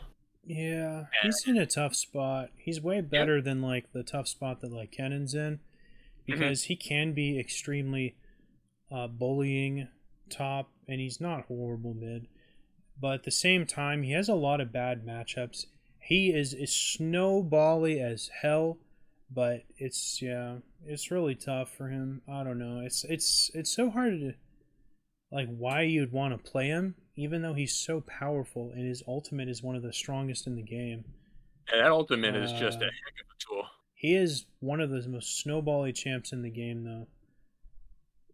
He he Yeah, he has so he was many bad matchups though, and I think over time Top has just gotten even more inhospitable to him as his damage is just slower, and everyone's damage just gets faster, and more champions just all in you more up there. The one thing that makes him a little bit less snowball than he would otherwise be is that there still is that skill execution requirement on his ult, which is so much of his power. And even if you get ahead and you have a bad ult, you can have a bad fight. Whereas even if you're behind and you have a really good ult, you can make the difference in a team fight. So I like his design in that sense. Yeah, just this is just nice buffs overall. I think it's going to be enough to get him in meta. Honestly, you agree? Do I think it'll be enough? I think this will be enough to get him into the general meta. Yeah. Because Uh, not only are you going through their magic resist with the Electro Harpoon, you're also reducing it. I think you're getting through it. You're also reducing their magic resist for a few more seconds, meaning that all your other skills will do a lot more magic damage too. I think this is so powerful. You don't see numbers like this on similar things. I think this is so powerful. I could see someone playing an Emax Rumble support and then running the AD carry with with a Corki or someone that does only magic damage, something like that. That's how powerful this shred is. This would make Corki do like bonkers damage.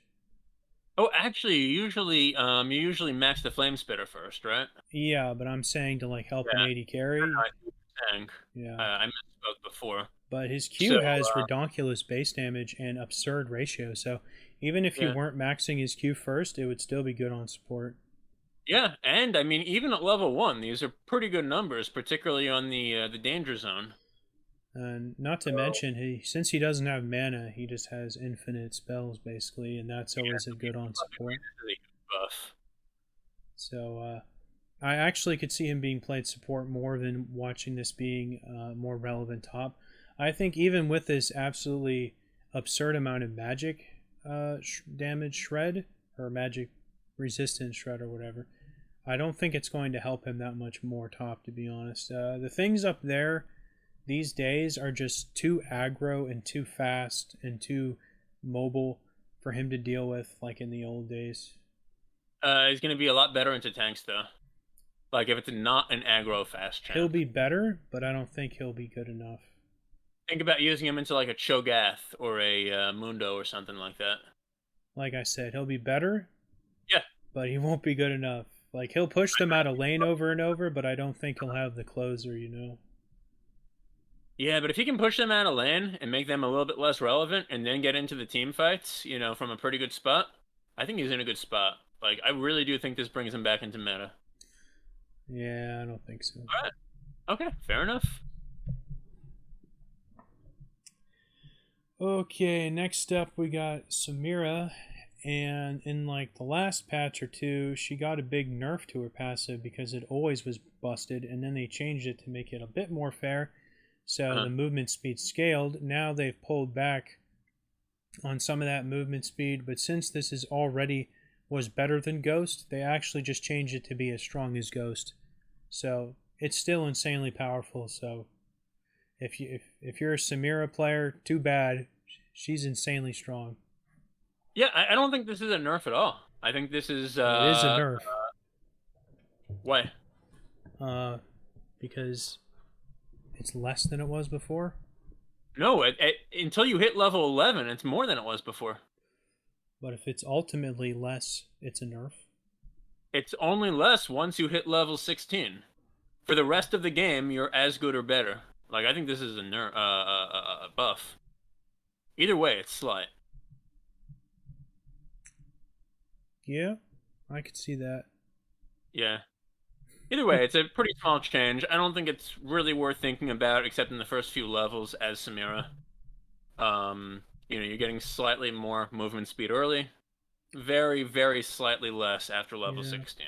You're probably right, since she's the biggest cheese lord AD carry in the game, that it probably is Yeah, a buff. it's important with a champ like that There to. is no greater cheese lord in the bot lane than Samira. Yeah, probably not even Nyla or Draven. Not even Tristana. This is like Samira is the queen of the cheese. Queen of cheese. Have some queso. Have some Gouda. Okay, who do we got next? We got Trendemir, which is a Oh, very, God. very complicated change here. Maybe you could walk us through how complicated this change was. Yeah, they made him a little bit better because for some reason, the people who aren't good enough to use another champion, are forgetting to use their R on Trendemir, so he has a bad win rate or something. Get this champion out of the game, man.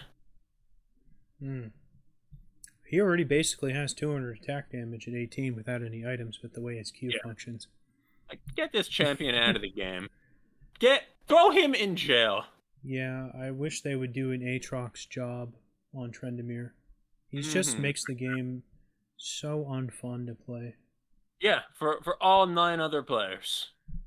He is so Throw unfun to play. him in jail. I'd rather play against Singed. All right, he deserves no more of our time. Let's talk about Twitch. This I'm actually happy to see, because I'm tired of watching people get blown up trying to rush Nashor's Tooth. And his AP build takes a while to kind of come online, so I'm tired of watching people strive to do this goofy low effort build. As usual, it's a low effort issue. Cheesy, it is kind of low effort, and there's nothing wrong with AD Twitch. That's how they should be encouraging him to be built. Yeah, this takes... AD Twitch is much better in the early game. This takes a long time to come online. And they clearly want that to still be a thing, but I'm glad they're pulling back on it a little bit. Yeah, with the buffs to his ultimate, not going AD is criminal. He used to get like only a pittance of AD on his ultimate. Now he gets like tons. He only used to get like 6, 12, 18, 22 or something. Now he gets like 50, 60, 70 AD or some crazy shit. Right. I mean, just look at that max ratio, 210% before this nerf to 180. And just want to point out, Viego, more bug fixes years later. Cool champ. But I think they knew what they were getting into with basically trying to make him replicate every other champion in the game. There is not going to be a year in the future where they're not making, like, at least, 2 bug fixes to Viego every 2 patches. Yeah, Mordekaiser's ultimate also causes lots of bugs too. Yeah, Mordekaiser's ultimate is so dumb. does Silas. Like, they didn't have to do it the way they did. They could have made it like a Camille ultimate or something, but they chose to do that. I love Viego. I just hate the way he looks. I don't know why he has like this kick-ass kit, and then he has like this emo, scrawny-ass model. He's such a cool kit, and he looks so stupid though. He's got his like tight jeans on from like Hot Topic. It's such a bummer. I wish he looked like Set, but like evil. There are some, struggling kids out there, right, who are having a hard time with school, maybe feeling a little bit emo, and they see a little bit of themselves in Viego. He's not man enough for Gwen. We need representation everywhere. If you're one of those kids who sees yourself in Viego, don't worry, it'll get better. You will be Set one day. You will be Set. What you want to do is look at Set, and that's what you want to strive to be. But it's okay to be Viego for now. But just know you will be set one day and you will love it. There you go. All All right. right. Next up, we got Xayah. She doesn't usually get a lot of changes. Guess that means she's either very balanced or very unpopular. No, I see a reasonable amount of her actually. I think she's balanced well. I feel like I haven't seen her played that much the last like year or so. She's really been coming back into popularity recently, and maybe that's why they're nerfing her. I don't know. They're Yeah, like, we don't ever want her to be played unless it's with Rakan. this is probably the one ability they should never nerf on her, to be honest. They should just make the damage on her Q even more pathetic, and then not touch the like big move ability on her E. I'm fine with this. Like, it's a small nerf to where she is the most strong, and she's good right now. Now should be decent. Okay, next up we got Yorick, and this is a champion that I have actually had the displeasure of seeing a lot more than I would like lately. This guy has kind of become a bit of a scourge in the top lane, and I'll be honest, he hasn't really gotten significant changes, but for some reason, people have just been playing this low effort dude a ton. And I don't know. There's probably some pro or screamer who like, oh, look at these things I can do with AP Yorick. And then people no, try to realize that was dog shit. it's But not like, AP. It's a goofy lethality build that makes his ghoul slow you with the Serelda's grudge thing. there's a lot of different things that do with him. Yeah. I've been seeing Yorick is so aggravating to lane against. It makes me Oh, want to bring Trendemir back. Yeah. Right. Oh, those fucking ghouls! I hate them. Feels like you can't. There's like this new top lane has kind of devolved into this thing I've noticed recently, where there's like four or five champions that you see like just about every single game. That's it's either Yorick, Alawi, Nasus, Mordekaiser, or Darius. These are all champions that love to run it down and always want to get into 1v2s because they're like so cheesy in the early game that half the time they can get away with it. And even if they die 10 times, just by the way they scale, they'll be able to basically 1v2 at some point. Yeah, And so it's not such an annoying meta to play against because it's like if you want to play something that's good late game like Shen or Ornn or something, for instance, you're just going to get your shit pushed in constantly because all five of those people are like pushers. so good. Yeah, and so if you're not playing something that's basically a carry against them, you have to deal with this just annoying nonsense. Whether they do good early on or they do terrible, you're basically never leaving top the entire game. Yeah, I mean, what's in common with several of those champs you've mentioned is that they can also push reasonably well if you leave the lane to do something else. That's what I said. Never leave top. Yeah, and maybe not the the champs that scale reasonably well and are happy to 1v2. But what has always been a pattern with top lane, more than any other role except maybe jungle, is that there have always only been like 3, 4, or 5 champs that are really viable there in pro play, and everybody's playing those champs every game. That's kind of how it's always been, at least in professional level play. Well, that's the funny thing. Those five you get more diversity. Those 5 champs I mentioned would never get played in the pro scene. Like you never see people play Nasus in the pro scene or Darius. They play things that are more multifaceted, more utility. They don't play things that are like perma push champs. If they're going to play like a push champ in the pro scene, they'll play something like Fiora. There have been metas where you've seen a lot of Mordekaisers, Dariuses, etc. in the top lane. Aatroxes for sure. That was usually the same type of meta. But there have also been other times it's just all tanks, and it's only like the same like 4 tanks over and over. Or it's all like, Jace, Fiora, Gwen-style fighters. And that's all you're going to see up there. You don't get a lot of exotics really in any meta in the top lane. It hasn't been as bad in the last few years, but, they've never really fixed that problem. Well, Anyway, yeah, happy to see York nerfed a little bit on the ghouls. in my current top lane experience, the state the game is in right now is kind of aggravating. Yeah, Okay, we're gonna skip Yumi for now and do her last. we're gonna bury the lead even more, huh?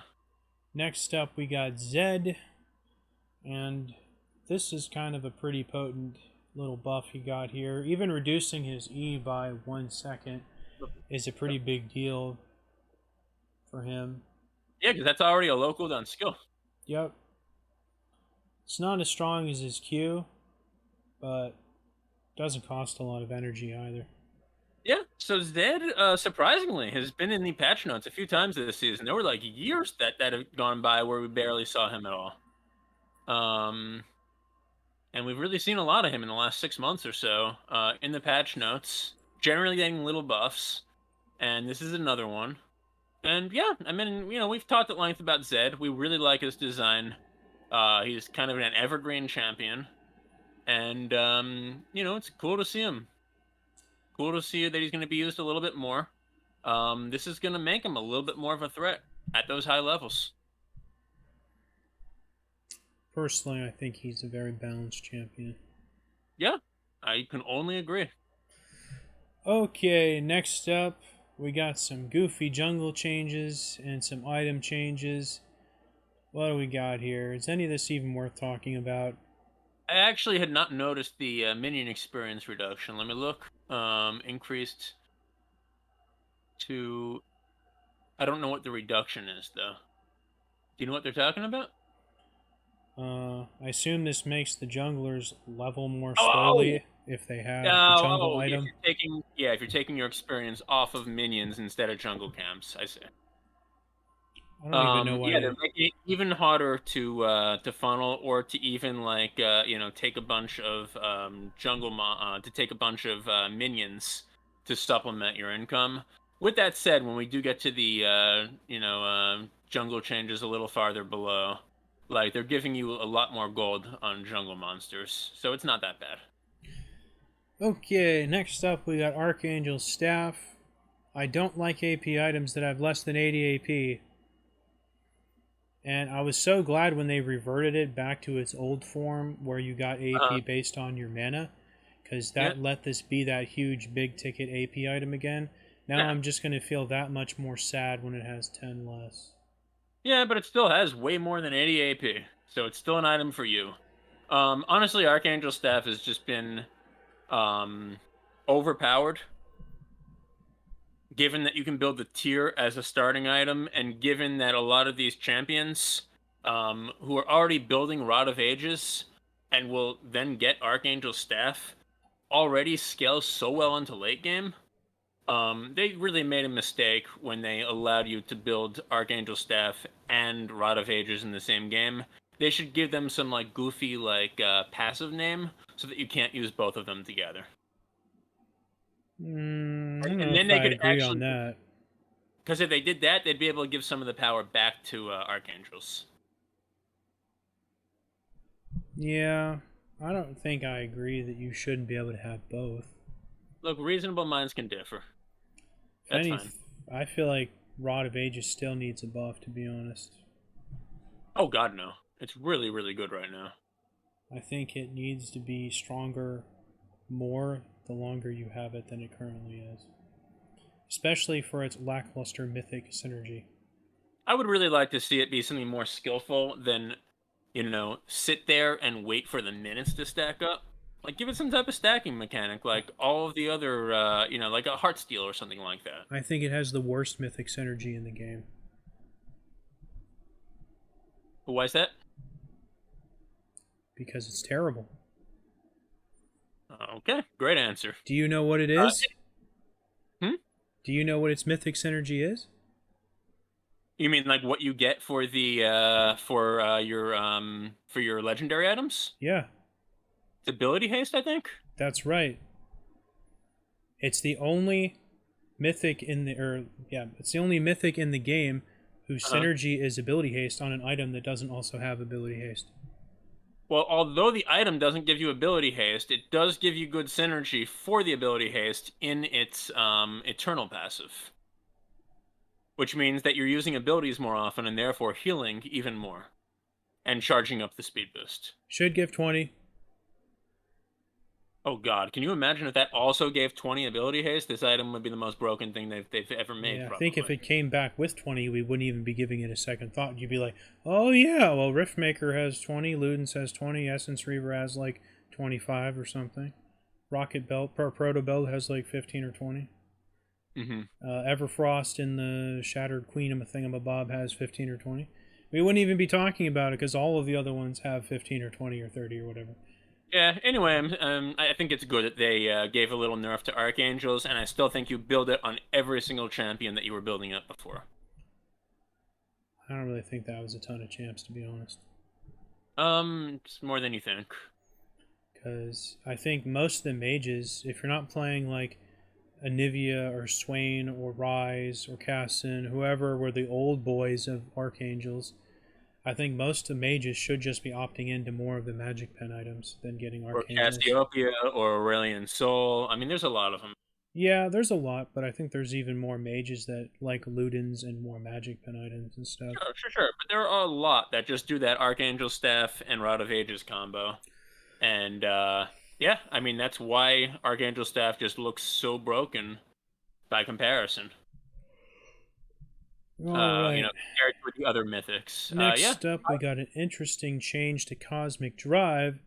This one's getting lots more AP, but now it Hmm. doesn't give any health. And I don't know how I feel about this, because this was kind of a Bruiser esque AP item that you would get on like Lilia or Vladimir or maybe Rise. And the fact that it gave movement speed too kind of complemented its Bruiser esque nature on some of the like Battle Mage types of peeps.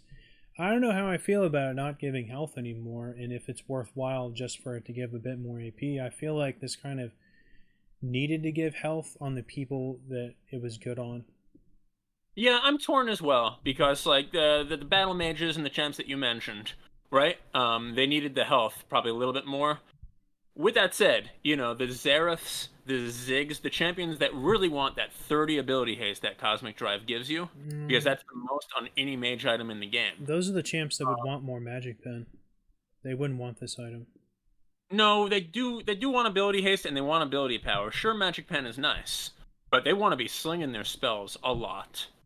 I mean, that's a perfectly valid way to play them. It's true, both those champions already have very low cooldowns. Yeah, I mean, those are the champions that you really want ability haste on. Um, I'm probably going to start building this on Sona now. That's another champ that you really want Sona, ability it haste. would make sense on. Yeah. Um, Because her abilities are terrible, so there would be no point in getting Magic Pen. Never mind the fact that she's a support. right. Um, yeah, I'm a little torn on this too. I think there's champions that it makes sense for. There's champions that it doesn't. And if they're saying, like that the champions that are squishier are the ones that we want to have access to all this ability haste, that's fine. I'm okay with that. I really liked what they were going to do with Cosmic Drive. I think a couple patches ago. I don't remember seeing it fall off, but it never hit the live patch. Where they were going to get rid of Spell Dance, where you get the extra movement speed and ability power, and instead, the stats were better, except you only got 20 ability haste on Cosmic Drive, and if you have 160 ability power, that amount is permanently increased to 40 ability haste. I was really looking forward to using that on certain champs. Lulu was a big one. Um, but definitely a lot of different champs. Brand, for example. I was really gonna enjoy, and I was sad to see that fall by the wayside. What do you think of that? Uh, feel like I would only get this on supports now. This new Cosmic Drive. I Because you feel want Magic Pen that badly? I think it's the correct way to play almost all of the mages. I think, yeah, using your abilities, that's awfully flirtatious, sure, but I think it's more important that you get the combos that you do get just hit way, way harder, and your moment to shine really shines. I think that's more important than just being able to throw shit out willy nilly. I feel like for a champion that already, and I definitely, your point is well taken. I feel like for a champ that generally, was poke based and already had low cooldowns, I think this is really nice. So, like I said, the Ziggs of the world, but also like, maybe not Brand, but also someone like Vel'Koz, especially since he already has some true damage going on there. I think that being able to throw out the abilities willy nilly is great for him. All right. Yeah, I don't know. Yeah, I mean they can both be true at once, right? This can make sense for some champs and not for others. The jungle pets, you now get your bonus damage in the enemy jungle. So if you've been forced out of your jungle, guess what? Life's about to be even harder for you. I think that's really all that means. It probably does make sense that it works on all jungle camps, I didn't even equal. know it didn't do that. Seems kind of No, dumb that it didn't honestly, do I that. didn't either until now. Though I've avoided jungle like the plague since these goofy pet Pokemon bullshit shit came out. Pokemon. Uh, Yeah, I have always avoided jungle like the plague ever since they allowed you to avoid jungle with choosing your role priorities. that being said, when I get autofilled, I'm happy to perform when my number is called up, you know? Yeah, Okay, well, next up we got Oracle's Lens, and I guess this is kind of to bring it in line with the buff to the yellow trinket that got last this is a patch. this is a nerf. Oh, it is. Hmm. Yeah, Okay. Never the mind then. biggest thing this is gonna the biggest thing this is gonna hurt is junglers who take it immediately. I think it's like a little bit too easy in the beginning of the game before the support's Sightstone has come online. And before they have essentially, three or four wards instead of one. There was just a little bit too little vision, and it was too easy for junglers, is what they must be thinking here. And to some extent, I agree with that. I think that this is fine. I would actually like to see Oracle Lens's cooldown be even lower as you get to very high levels, because there's so many wards in the game at that point. But besides that, I don't mind them increasing the cooldown early. Yeah, I'm not sure how I feel about it. It makes the game less tiltable. Like if you can win your lane, you're not going to be just like camped by a jungler who can deny all your vision, or can be sure that your vision's not there. And I think that's good. It gives you a little bit more agency if you're winning your lane. Alright, next up. This is some kind of buff to Ninja Tabbies here. And just by reading this, it must be a good thing. So I guess this is more damage reduction overall. I didn't know that this was some kind of stingy ass effect for this for like the last 10 years. Ninja. Oh, the plated steel caps, right? That was it was renamed from Ninja Tabi, right? I'm calling it Ninja Tab because it was a pointless change, just like lethality. Okay.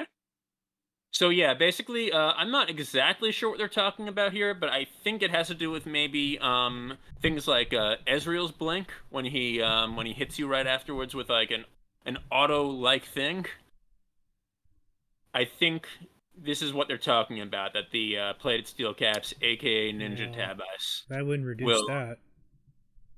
Why not? The detonation is part of his W. I'm talking about the little auto that he throws at you after he blinks. Oh, that's his Q. After he blinks, he throws a projectile, but that's his E or his Yeah. W. Okay. So you mean Mystic Shot. Oh, sorry, the blink isn't his E. The blink is his E, but the blink Uh-huh. throws a projectile also, Right, which I think is which considered an auto for most reasons. it definitely is not. Okay, so what do you think they're talking about here? Yeah, they're probably talking about his Q, Mystic Shot, and things like Uh, Poppy's passive and Gangplank's Q. Uh, okay. Auto attack enhanced abilities that are coded as like melee stuff but have on hit modifiers and Mm, stuff like that. yeah, it's probably that. Yeah. All Or right, so just it's just all of like, the million abilities in the game that enhance auto attacks, yeah, like Nasus's Q. stuff like Xin Zhao's Q, Fiora's Q. There's a million of them. So honestly, Steel Cap should have done that all along, but now it's actually going to do that. I actually thought it was doing that all along. Oh, it should have. I mean, they are auto attacks. Well, now it'll be even better than I always thought it was. And I think it is very strong what it does. Okay. Okay. Next up, we got a nerf to Seraphs. Guess that just reflects. Just following up from Archangels, but then also they took 50 health away from it. Well, I was always surprised that it kept the health when they reverted the effect. So that's still nice that it has health. Yep. Okay, now we get into one of my favorite juicy changes of this patch. I am like a Giga Grasp boy. I love Grasp so much. It's a fun ability, and it makes me so happy that they realize that games only go on for 10 minutes before one of the teams are trying to force their own teammates to surrender. So they should buff this game. Yeah. They should buff this super much, or like this. I don't even care that they reduced the heal on it, because that was just kind of nice. You liked it for the health stacking. That was fun to have. And this is super nice, not only for melee people, but the fact that they upped the ranged one so it was almost as strong as the old melee one, I think is really going to see this picked up on 80 carries now. You might think that's absolutely crazy, but let me explain. This is why.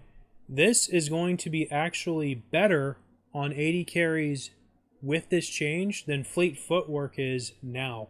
Fleet Footwork has been nerfed so many times and is so bad against minions now with the 1 million and 2 million nerfs that it's gotten.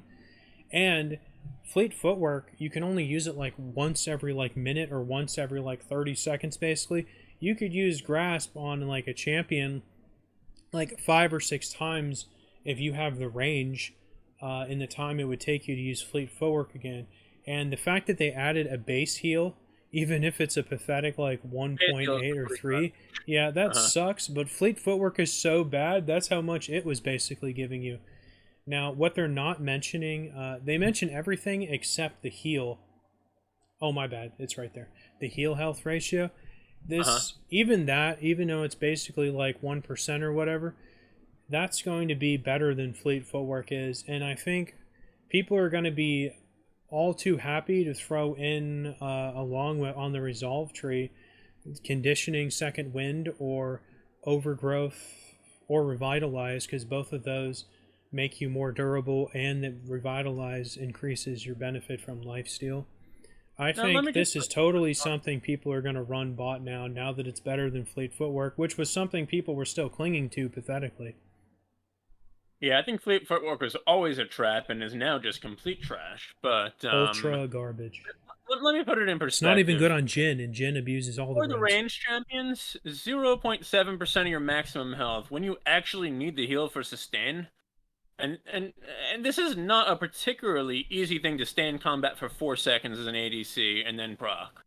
0.7% of your maximum health is going to be about 5 health. Plus, that big, juicy 1.8 base heal will get you to 7 health is what you get back for proccing this. That's already better than Fleet Footwork. And I think you're forgetting that you can prime this on the minions like the old Conqueror. You can activate this on the minions and then trade it off for an attack on the champions whenever you want. It's so important to not push your wave overly in the bot lane. The person I see using this the most is Caitlyn. I was gonna say that I think the biggest beneficiary from this is Gangplank, who is treated as ranged now for that purpose, and will get 4 instead of 3 back because he actually does want to build some max health for the late game.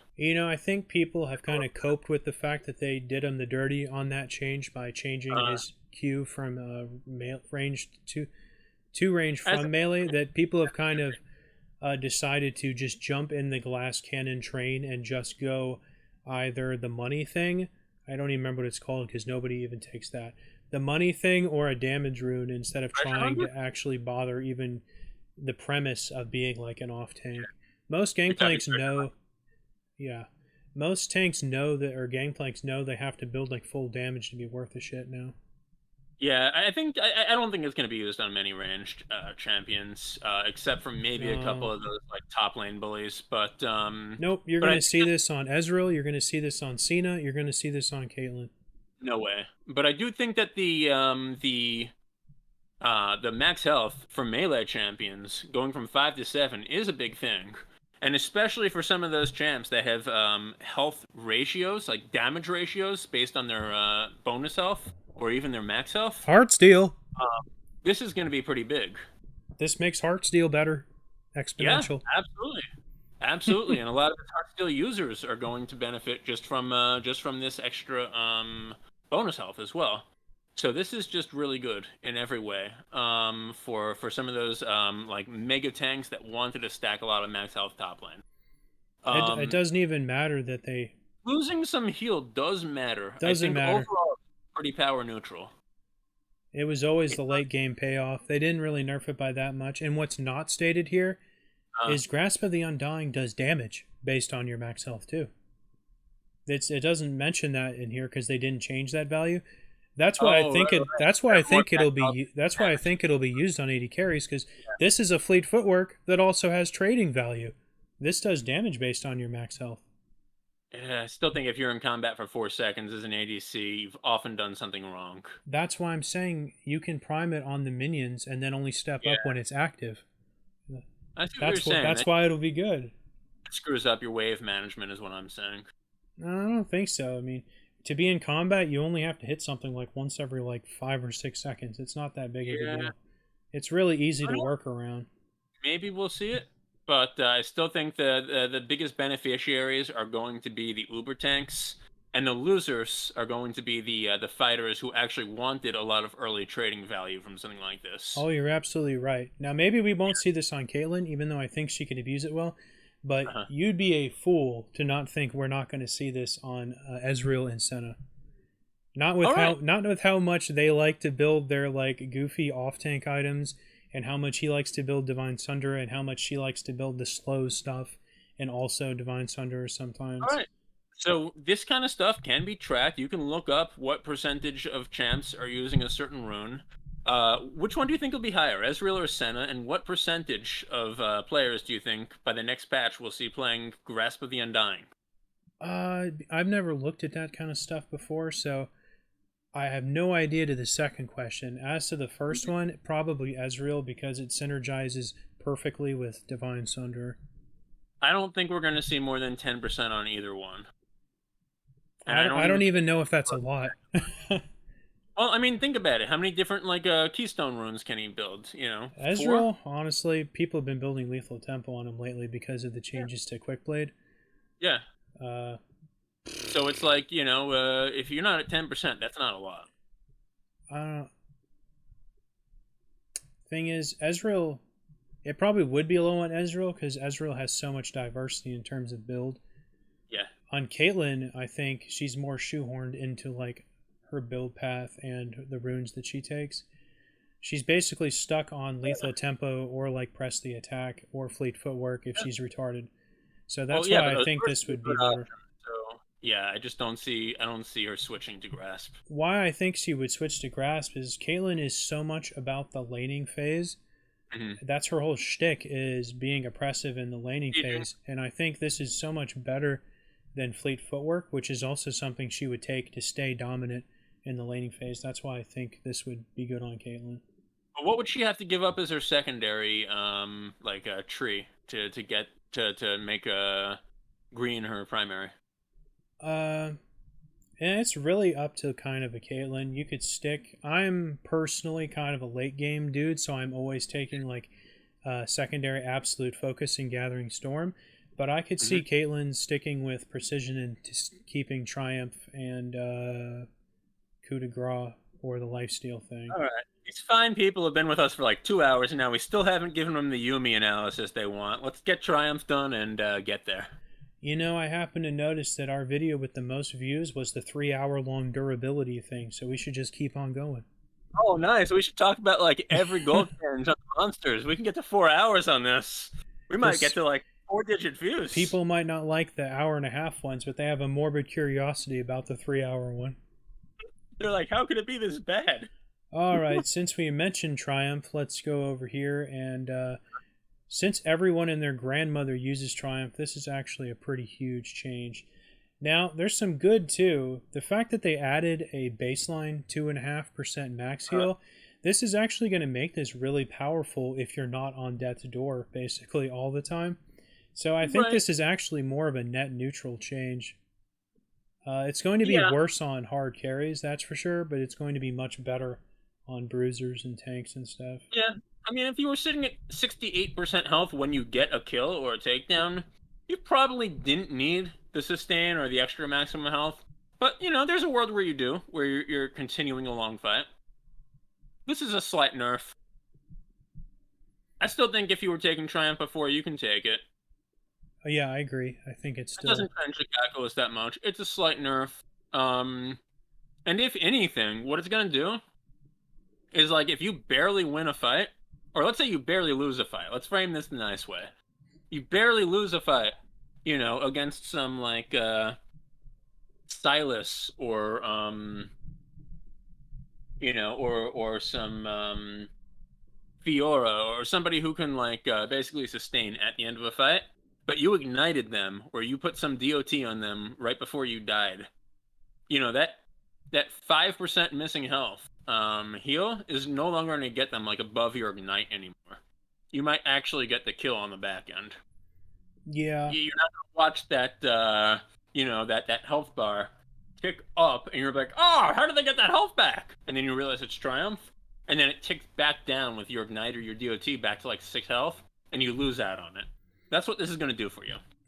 That's true, but that could be mostly counteracted by the fact that you also get a flat buff now too, which is what I like, that they added a payoff. So if you're like at 70, 80, 90% of your max health already, you actually still get something from this, which is cool. Correct. That is cool. But it won't. What I said won't be counteracted. Anytime they're below 50% health, this total will mean you're getting less health back. Anytime you're above 50, I believe it means you're getting more health back. I don't know. I'm sure it's worse. I did the math. It really depends on who you're playing, though. If you're playing Cho'Gath, you're getting like 200 health back. But even in a few of the games that I'm designing, I work with missing health, because it is a fun mechanic. Being able to play that, like, do or die type of mentality. And I've always liked that. And so, yeah, this is just very familiar field to me. Okay. It was fun talking about grass. I wish my friend Matt was here. He knows how much of a grass boner I have.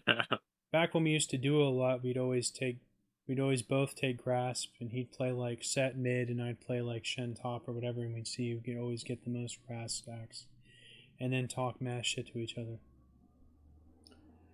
Okay, next up, we got the textbook 15 different changes to jungle camps every season for no reason. And I'm sure these values will never be changed again. So should we even go over these, since they'll be different next month? Your call. I don't really care. Well, it looks like junglers have some more money. Okay, let's move on to these ARAM changes. Yeah. Basically, you know, if you're playing jungle, you're going to get less experience from lane minions, more gold from the jungle. So stay in your damn jungle and stop ganking me. Alright. Okay. Is all this ARAM? Okay, these are only ARAM turrets. Okay. Mm-hmm. Alright, well that brings us to our last thing. And I went actually to Yumi's champion page, so if you want to navigate to that, you can. On the League Wiki, right? Yeah. Just click on her name at the top and you'll get there. I know how to get there. I'm there. Alright. We definitely got some interesting stuff here. But I'd just like to say, before we start talking about it, I am extremely disappointed by the direction they chose to go in. I must not understood exactly what their aim was, because I thought the whole problematic thing about her was the anchor thing. and how uninteractable she was in kind of her boring or predictable or just uninteractable playstyle or whatever. But as I read these abilities, and we'll go through them one at a time, I actually feel like she's been forced into an even more like AD carry dependent, even more like anchor play style, I guess I'm trying to say here. I feel like they did. I felt like what they wanted to go for in this rework is to get her away from that more so, and I didn't even know if they'd even keep the anchor mechanic, but I feel like they've tripled down on it. But So my feeling from things I've read, but also just from kind of like the way I've seen her play out in high level play, the my feeling for what their goals probably were for this rework were one to make her less of a terror on Juggernaut specifically, and to make her more of a terror on ADCs, where you're actually kind of like duoing up with a lane partner. They've talked many times about how Yumi is kind of like their champ for like new people who don't want to engage with the game as much, but want to be there for like somebody who actually cares about the game. So that'll be yeah, their ADC or their bot lane partner. I think you're absolutely right. I think they made her virtually useless to attach to mages and not Yeah. much better on tanks and bruisers now. I think she's so forced to like only be on a ranged AD carry now, or maybe a Master Yi or Tryndamere type, or Xin Zhao or something that's all like a melee AD carry basically. Not only melee AD carry that's a dedicated auto attacker. So not even something like Kha'Zix or Rengar would be very good on her anymore with the way she functions now. With that being said, let's go through some of this. Well, wait. I was talking about their goals. Their goals. Number two, I'll keep it quick. I think that they wanted to make sure that the heal was not in as reliable a place, because that was always one of the most frustrating things about her kit. So that's why they reversed the shield and heal. And number three, they wanted to make her a little bit more active, give her a little bit more decision making, and they did that in probably mostly in taking just the automatic stats off of her W. All right, go ahead. Yeah, I gotta be honest, I already like this version of her more than the old one. I just Agreed. didn't think that this would be the direction that they would go in. It wasn't the direction I wanted them to go in, but it's definitely better than what was there before. Alright. So basically, they kind of moved her zoomies to her passive, kind of, except it's even more pathetic than it already was. And she gets like a bonus effect from the person who's had the most takedowns while she's been attached, and that becomes her best friend. And her best friend, she has additional effects with. And now, careful, because it's not just takedowns. It's also 2 stacks. I don't know why they did 2 instead of 1. That's dumb. For enemy champions and minions. So the way I read that is she's always going to be locked to the person that's her ADC. Yep. Because by the time you even get out of lane, you're already going to have like 130 stacks from 65 minions, let's say. Yep. You're never, unless you just think that your ADC is garbage or they're yelling at you or something and saying go away, like you're never gonna get to that many stacks as you've built up in the first like 12 minutes just laning with your ADC. Yeah, that's why I couldn't believe they've pushed her so hard into this camp, basically. Right. And I agree with you there. I'm just saying, like, it's important to mention that the takedowns are really pretty irrelevant to the stacks. They only give you as much as 1 minion. That was surprising to me. Yep. Probably should make that like 25 or something. I thought they should do like 10 stacks for a takedown and 1 for a minion or something like that, or even 20 for not a even takedown. That's wide enough. It should be like 25 and 1. Yeah. Like, if you do it like that, then there's actually a chance that somebody else who's carrying the game with you, you'll be able to become their best friend. But no, you're locked down. And so be it. Let's go on to the queue. I think if they really wanted to make this interesting, they should have made her entire kit like adaptive based on the person she was with. Like, this is all well and good if she's attached to like an AD carry, but I feel like they just completely made her just utter garbage and everything else, though. Yeah, they're just forcing you to basically stick to your AD carry unless the AD carry dies or something. That mean, being look, said, there's some really juicy stuff on here for the AD carry, so let's get into that. do it. First up, we got our Q, which has 6 ranks, and now it hits like a truck, whereas before it was kind of just a light tickle. It'd been nerfed many times. This ratio is pathetic, sure, but that base number ain't nothing to joke about. Holy smokes, 380? That's pretty crazy. Yeah, and that enhances once it's been flying for a second or so. Yeah, and if they're your best friend, it just is always the enhanced one. Right. So even if you're point blank. Yep.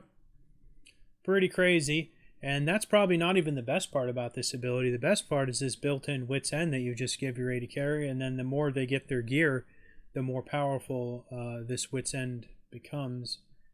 I don't believe 10 to 20 plus 10% is reflective of how this much does when they start getting more critical strike. That being said, that automatically means she's not going to be as good on something like Ezreal or whoever the hell who's an AD carry that doesn't build as much critical strike. Yeah, that's a good point. Raven. It's still going to be very good though. Mm-hmm. In the early game, even 10 to 20 is a huge thing in the early game. So anything is big, and that'll proc on things like Ezreal's Q. So none of this is bad. Yeah, and it's been easier lately to get really high critical strike chance too. Yep. Yeah, anything else I have to say about this?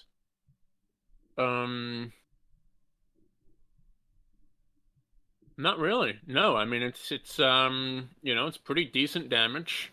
You can hit those projectiles, it's gonna reward you.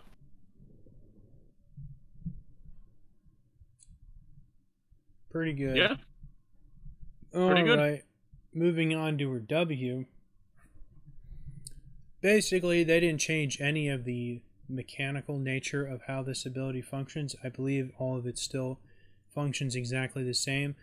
Like you said earlier, it lost all of the adaptive stats. This is the portion of her rework I thought they could have made different just when she's attached to someone who the game knows has more adaptive AP instead of AD.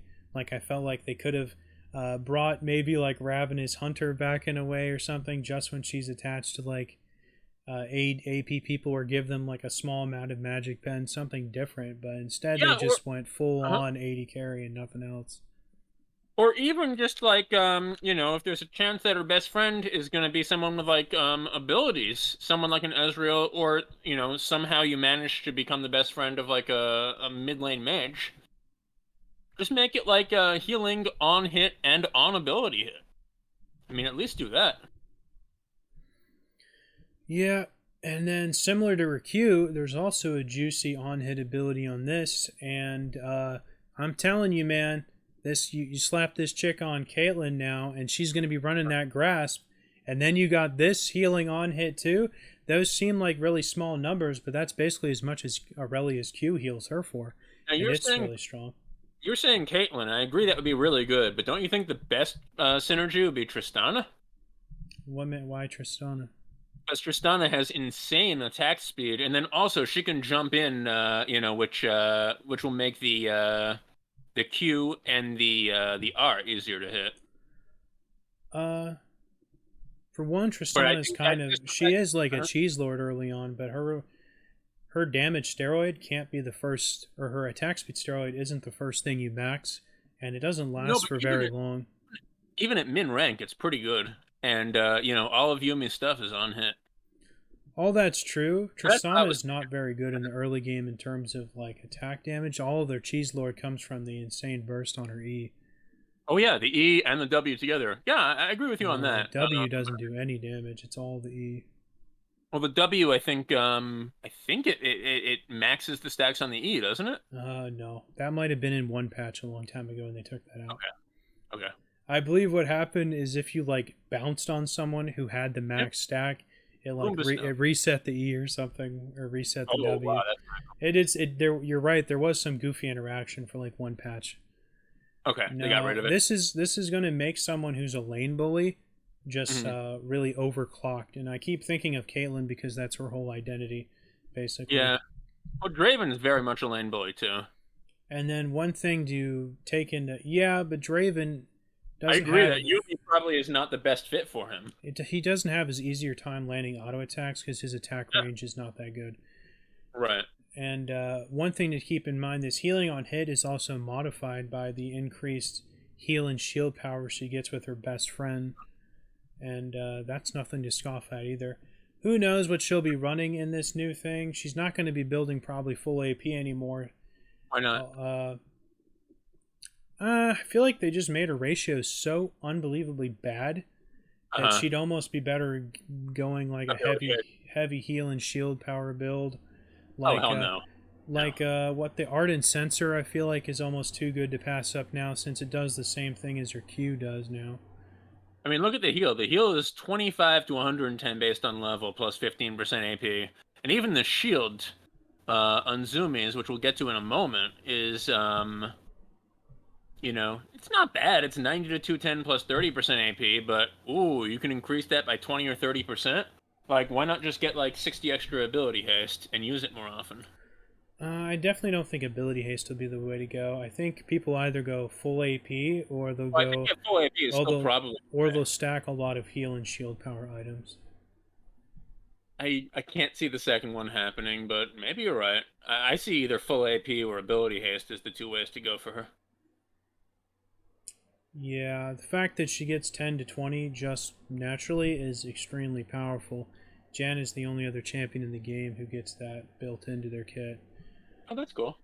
That is definitely awesome. Yeah, I think this new one, I think it's just going to favor... I keep thinking of Caitlyn because I feel like this is who's going to be able to abuse this so much. It's just going to make her early trading so obnoxious that it's just going to be ridiculous. Yeah, I always thought that if they were going to rework her, they were going to do something very drastic with the W, and it sounds like you thought so too. I thought when she was going to rework, she was going to lose the anchor mechanic and just be kind of a more conventional enchanter. I've always felt that she should have a temporary anchor where she can go invulnerable and buff them, but then she should have to have like a pretty long cooldown where she can't be on them. Yeah, or they would make anchor her ultimate, basically. With what type of cooldown? Like kind of like what they did with Tahm Kench, where they switched his ultimate, or they made his W into his ultimate. Well, that was all about the cooldown. That wasn't about the level 6 access. For Tahm Kench, they were trying to make sure that he couldn't like rescue someone every 21 seconds. Well, what I thought they would do is they'd move either get rid of Anchor or make it her ultimate, and then just make the buff she gives while Anchor's absolutely bananas. I see. But she can only remain anchored for 10 seconds or something. Oh, okay. So you're talking about probably a 60+ second cooldown on being able to do that. Yeah, and then otherwise she'd just function a lot like Nami or Sona or Seraphine or something. I don't know. Yeah, I think that would have been fine. I wouldn't have minded even if they wanted to just make it like a 20-second static, non-reducing cooldown on the anchor. I feel like this Yuumi I would actually play though. Whereas the other one, I'd be like, I'm too lazy to play around this absurdly goofy mana mechanic that's part of her Zoomies. Now they got rid of all that, so I'm like, I don't even want to bother with this dumb shield math given garbage. given that I have visual issues, I think not knowing where I'm going to go next, I'd have trouble being able to keep my eyes kind of focused on the screen and not getting dizzy with a champ like this. So I've never tried her, but if I were, let's say, completely healthy in that respect, I would definitely give the new Yuumi a try too. I think she looks more fun and with a little bit more agency and less stupidity than the last one.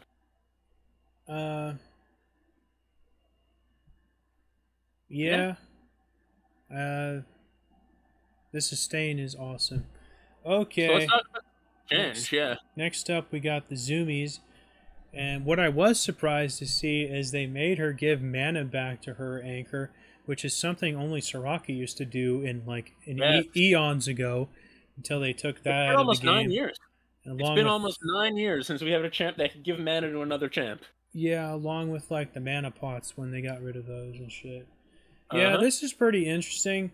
It's interesting. The thing is, I don't really think it's going to be that important because they've kind of rebalanced League over the years to compensate for the fact that no one needs mana pots, or no one really you really have to try to go to actually run out of mana for the most part. So I don't really see a hell of a lot of champions that are going to be able to make use of this. The biggest one I'm thinking about is Miss Fortune. She's the one that tends to be very ability heavy and Uh-huh. runs out of mana super fast. Maybe No, Lucian, but yeah, I don't yeah, really. Lucian's definitely a mana hunger. Definitely Uh, not Ezreal because he has to run tier. Definitely not like most of the 80 carries, to be honest. yeah, although a lot of them can run a Sivir. Sivir's another one. Particularly in the early game, she runs out of mana like she's drinking it. She's drinking mana like like a something in the desert is gonna drink water. Yep. I feel She's like gonna Misfortune, I feel like this would be the best with.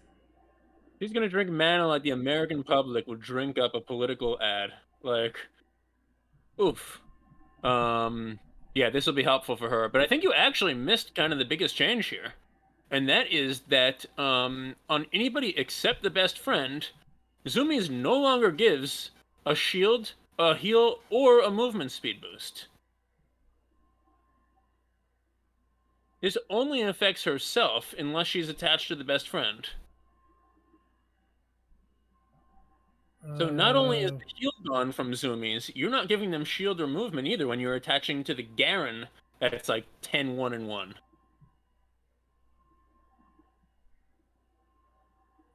And that is a huge change.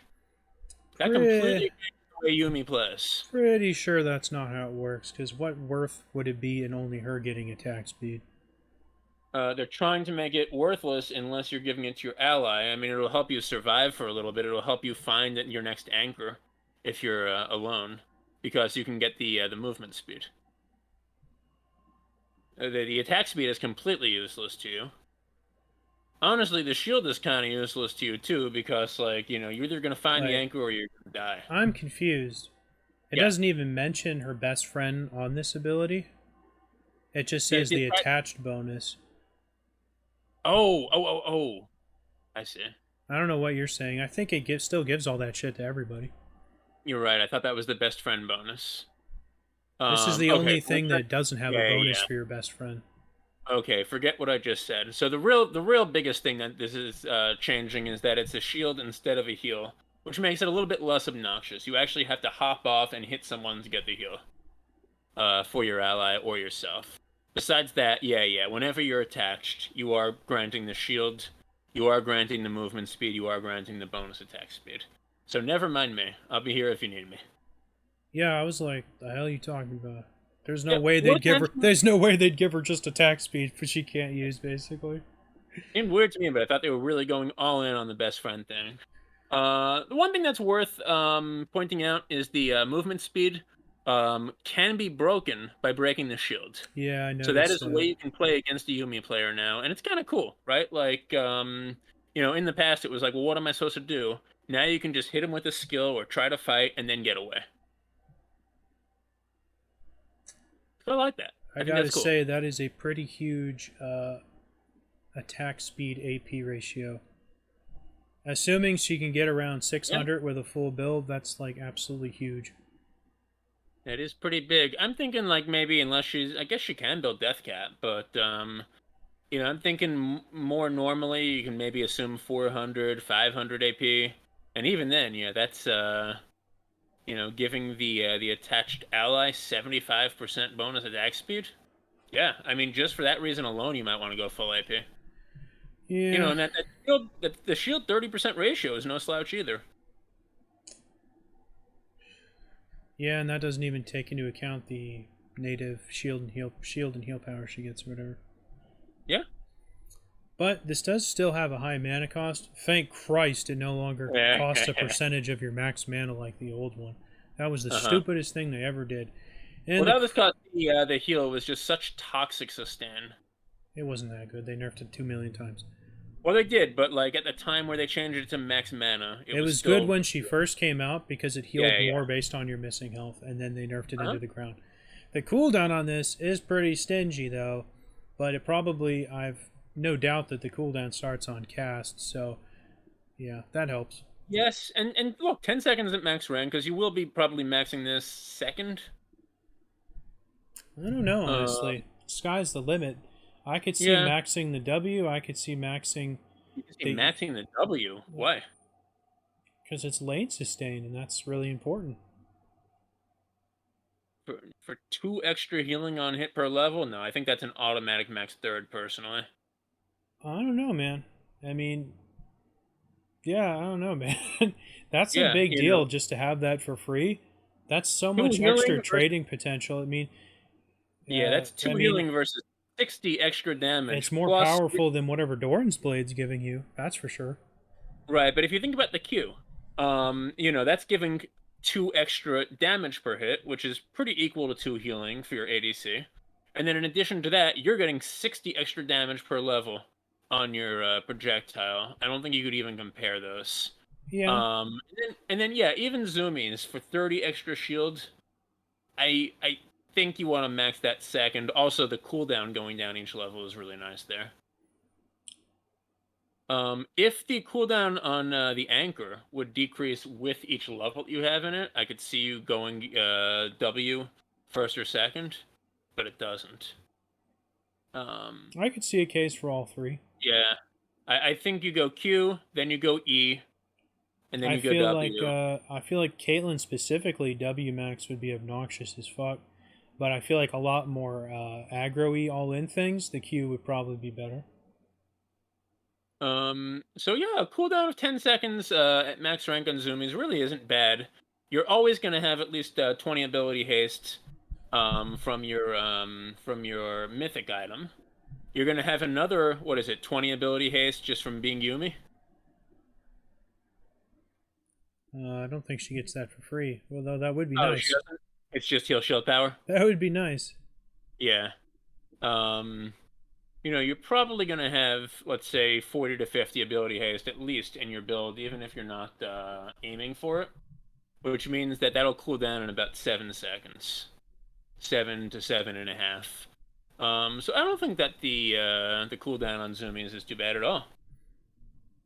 Maybe I will just play 100 Yumi games and just see how hard my 80 carry rages at me.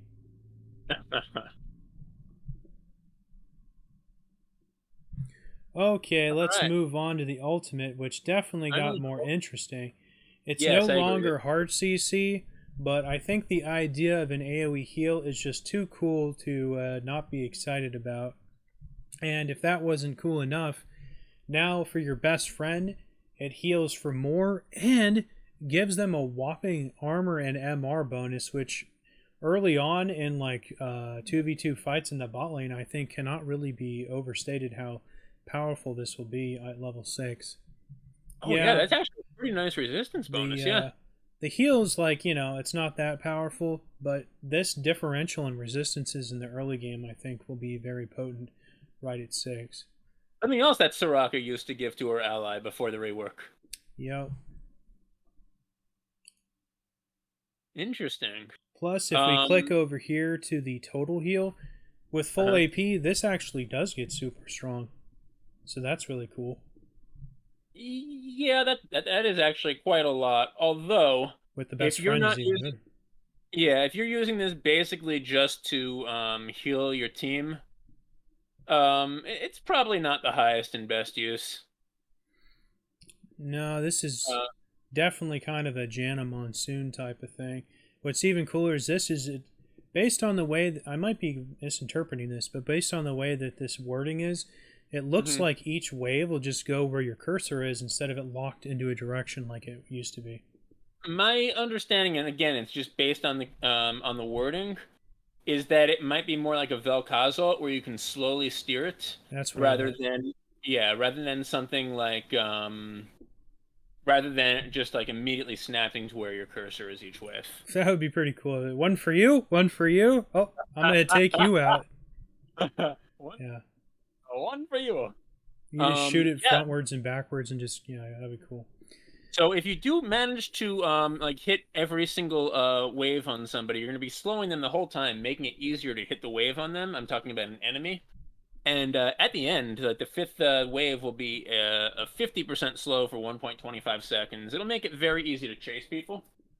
Um, Honestly, probably very close to as good as the 3-hit route was, because the 3-hit route you could get out of that after 1 or 2 hits if you just kind of like run sideways. You know what? What? Forget what I said about the heal and the shield power.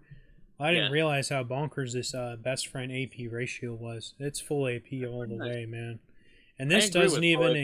include the heal and shield power she gets for free.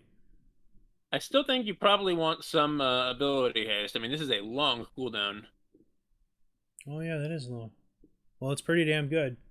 Yeah, it is pretty damn good. And as I think, resistances, even that has an AP ratio. yeah, So you can get I would that say up to like 30, 40. That's and that remember, you don't need to be buy boots. So like giving a it's reasonable to buy like 4 or 5 AP items. Just get that ability haste, I'd say to 50. an 80 And carry having like any additional armor is a huge advantage bot lane. oh, you know what you could buy on her? Cosmic Drive. There's a reason that the 80 carries always used to take those armor seals back in the old room pages. Oh, I remember that, yeah. But yeah, like the more I think about this, the more the heal in a well organized team fight where everybody's kind of running in a line could be the highest and best use. You just kind of like pop onto the person all the way in the back. Now, does the person that you're attached to get any of the healing? Like, does the wave hit them? If pretty sure that the person you're attached to gets hit by the epicenter of every wave, where it would not make any sense Okay, it whatsoever. starts from like slightly behind them, So that right? would be so goofy if you have to detach just so you're always behind your best friend, so they get the armor no more. It would be No. skillful, but yeah, I agree with you. Then you wouldn't be on your best friend where they'd be able to use all those other bonuses. You're probably right. But so yeah, I think generally you're going to want to be in the back of the fights unless you're chasing someone down. Then you go from ally to ally and hop up to the front. I think it'll be pretty easy to pull off good ones. Yeah. This looks like a pretty cool skill. I like that you can steer it and you don't have to rely on your ally to steer properly. Because it's like the Callista ult. You can never rely on your ally to do things properly. Um, and or at least to use your skills properly, right? And yeah, I think this is pretty cool. Um, the more I'm thinking about it, the more I think, yeah, the heal is going to be maybe even more useful, except in chase down scenarios. And you know who I think that this is going to be ridiculously good with, and it's not an ADC, and it's not somebody who's going to be playing in the bot line?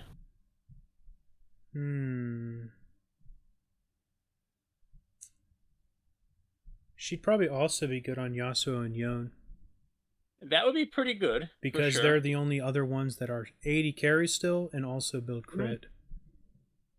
I'm thinking you're going to want a Seraphine midlaner. What? That basically whenever people are like roughly stacked in a line, both allies and enemies, Seraphine ults, Oh, they all start walking towards you, and then you use Final Chapter. you mean someone else she wants to be on the team Everyone. comp with, not someone else she wants to attach to. Yes, that's what I mean. Okay, well, Yeah, I yeah. meant other people she'd want to attach to. Oh, I see. Yeah, yeah. So I'm thinking when I said yeah, not an ADC, not bot lane, I was thinking because she's always going to want to be attached to the best friend. That being said, this could open up a whole new life of Yon Yasuo bot with her. With all these stuff that benefits like critical strike, and they can get 100% much faster than an true. 80 carry can, which means they'll max out the synergy of her Q. But how many times are they realistically autoing during a fight? Well, if they're doing a good job, they'll always be hitting the minions. I'm thinking more of Yone than Yasuo, because Yasuo tends to be much harder to execute, whereas Yone has way more like outplay potential. I think either one would be good though. I could see it being feasible, but my gut feeling, because I think you're overestimating the value of the critical strike, basically increasing a small amount of damage on hit. All I know is little numbers are really big in the early game, and anything is a huge advantage. That's why I'm nerding out over the Hellfawn hit, because I know what Aurelia has on her Q, and I know what the pathetic amount you get from Fleet Footwork and Doran's Blade is, and the culling is, and the game is balanced I around remember when those. Aurelia W actually was useful. Yeah, and the game is balanced around those small sustained numbers bot lane, and her W is going to be more powerful than all of those, and it doesn't have like a duration, it's permanent when she's attached, so that's why I think it'll be so good. Yeah. I can see what you're saying. I think it will be feasible to use her with Yasuo or Yone. I just my gut feeling is that most ADCs will still work better with her than they would. Caitlyn is my S tier pick right now.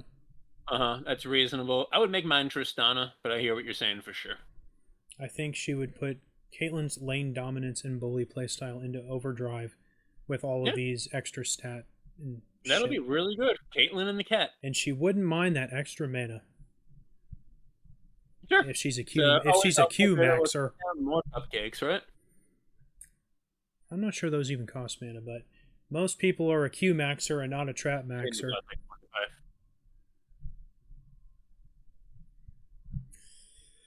All right. Well, fun. I'm actually more excited to actually play this one. And when Yuumi first came out, I was like, this is a champ that's so up my alley, or whatever. I love all the enchanters, basically. I see what you did there. And then I played her, and I'm like, this is so fucking unfun. What was it? What happened? This sucks. She sucks. She's just boring as hell. All right. So if you could basically describe the rework in 2 words, what would you call it? It's 2 words. 2 words. I'd be like, I can do 3.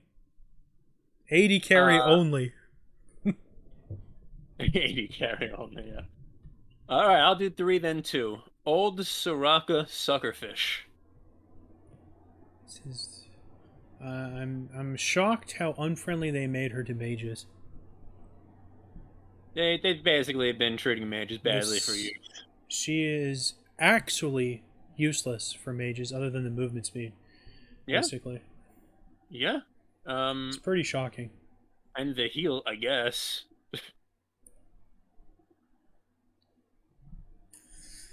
Yep. I'm gonna play her in 1 normal, and then we're gonna play some ranked. I'm so used to being more active, I probably still won't enjoy her, but I think I'll enjoy this version more, especially with the AP potential on her ultimate, because I always like going full AP Janna and having those gigantic monsoons.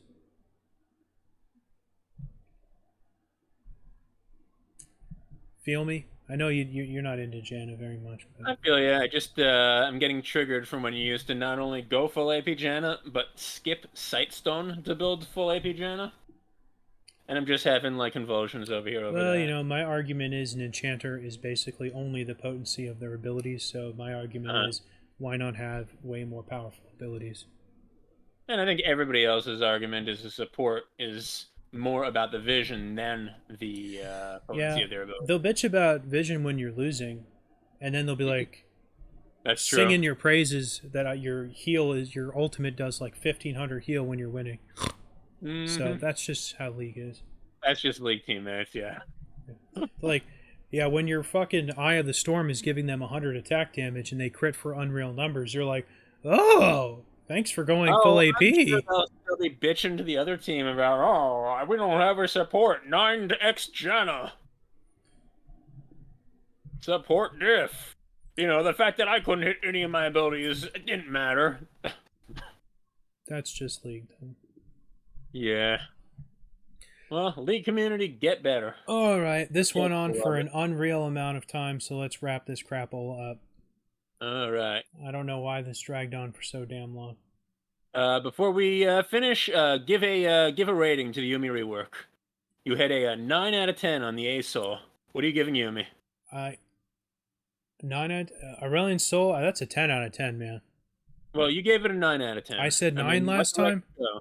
Yeah. Oh, okay. Well, I guess I'll stick with 9 though. I don't know what it would have made it a 10. The only thing that would have made it a 10 is if he got an even cooler model. But they kept the old one out of respect, and I respect that. So how about Yuumi? To be honest, I already got the splash art for my YouTube video, so my next splash art is Yumi's remake, but I thought she was actually getting a real rework. This really isn't a rework, to be honest. This is kind of a juggling of stats that she gives, but I'd have to say, if the point is that she empowers her laning partner, this is definitely at least a 6. Yeah, I would go ahead and give this probably a 6.5, which is better than I gave to Asol. I think that they, definitely got rid of a lot of her problems. The days of the rampaging Hecarim, I think, are going to be over, though. Yeah, I agree with that. There's a few cool things in here. There's a few things they could have made cooler. But I think some of the things that were just so toxic about Yuumi that make nobody want to be in a game with Yuumi in it. And that made them basically nerf her into the ground for the last year. I think there's new toxic. I think there's new toxic things that are just more subtle though now. I mean, look, it has to be the ADC getting ahead. And how is the ADC getting ahead? The Yuumi actually has to play well. No, so I think I'm okay with that. I think they made her playstyle even more crude with this slight rework, honestly.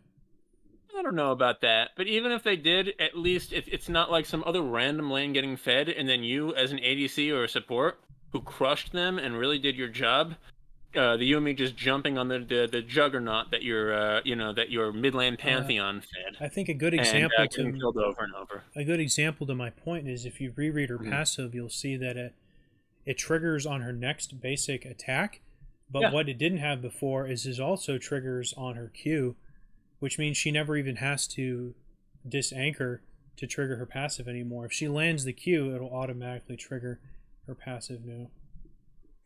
I mean, that's definitely low effort if ever I've heard it compared to what she used to have to do.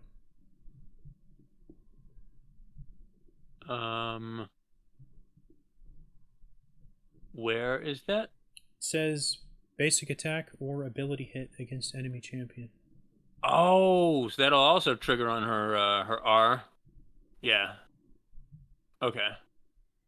Yeah, you're right. That is so she doesn't even need to actually jump off and risk her safety to get the heal now. Only if she misses her Q, yeah. Oh. But it would work on her ultimate though also. That's pretty significant. So that means it would stack with her ultimate. I mean, the Q takes a little bit of skill to hit, but like the fact that she doesn't have to actually leave safety to do that, and she can just basically like slobber and stay on the ADC forever. I don't like that. That's what I'm saying. I think she found new ways of being toxic that are more subtle. That is low effort. Yeah. I have a feeling they might get rid of that. They might actually force her to jump off an auto. I feel like full AP with Ardent Sensor would be too dummy good to pass up. Yeah, I think Ardent Sensor, obviously, this is Ardent Sensor on your kit already, so this is too. Yeah, silly. You are an Ardent Sensor. Yeah. Why not get a second one? Too silly. Yeah, that's mandatory. All right. Well, I'm gonna have to reduce that to a 5.5 then. Well, this isn't how we feel. This is how good it is. Yeah. Oh, how good it is! No, I was talking about the quality of the rework. Oh, okay. If quality is judged by her usefulness to an AD carry, I'm sticking with my 6. All right, we can accept the 6.0. I'm gonna give it a 5.5. All right, I think that's plenty long enough. Everyone we set a record, right? Everyone always bitches about why these are so long, and I'm like, they're supposed to be in depth, man. Come on. Everyone's like, more people would look at them if they were shorter. 5 minutes tops. Oh, the numbers don't lie. 5 minutes tops. And I'm like, if I wanted to do what everyone else's was doing, they would be 5 minutes. I mean, rant all you want. No one's listening at this point. You're absolutely right. Just my dad. Shout out to my dad, who's the only person that watches all of these. Shout out to Chris's dad. You are doing the Lord's work. All right. See you next time, guys. And if Azir does not get that shit changed, I'm gonna fucking lose it. Because I'm a boiling cauldron of rage for what they did to Azir. I'm ready to trigger him as much as I want to. Boiling cauldron. Okay, see you guys.